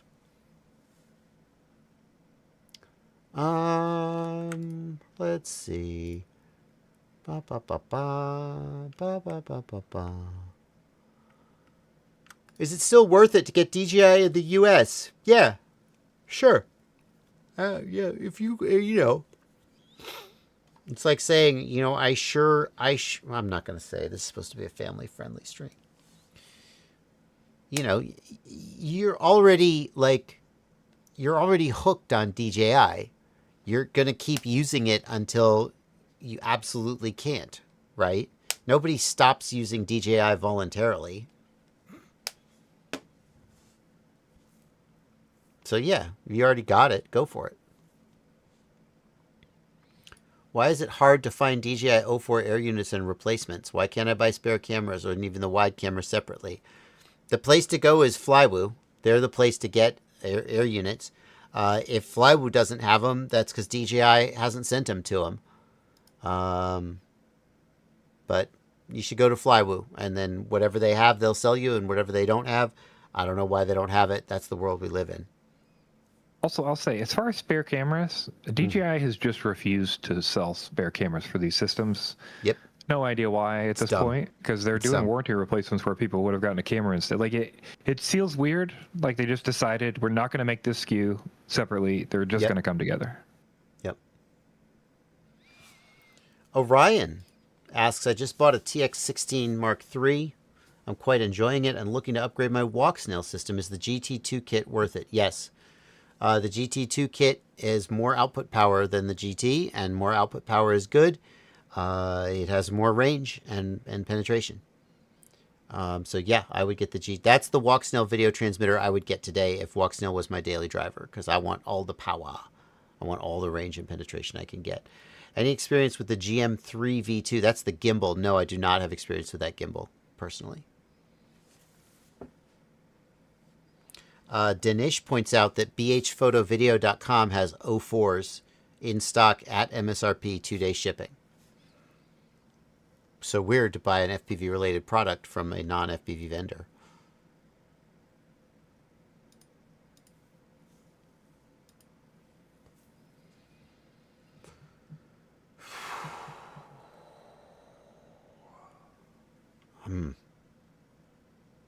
All right. All right. Oh, I think I'm out, Blunty. I know we're 10 minutes before the hour. I think I'm I think it's fair. The chat's winding down. Yeah. Mupshot says, so the 2 watts is reliable. I mean, I can't speak to the reliability of the VTX. That's hard to say. But if I had one, I'd run it at 2 watts. And if it fried, I would be like, it's like, you have the power. You should use it. Otherwise, why buy the product? Common Catholic, the P1 Nano VRX is coming to me, but I don't have it yet. It'll be at least 2 weeks before you see any content on it, and maybe more, depending on when it comes and what it takes for me to get a video made about it. But I don't have it in hand, so it's going to be at least 2 weeks. All right, guys, we're going to wrap up. And I will see you guys a week from today is my next live stream. I've got some videos queued up in the meantime, so they'll come out. And thank you for sticking around. Blunty, thanks for going long as well. Bye, of course, everybody. we will see you guys next week. Hell yeah.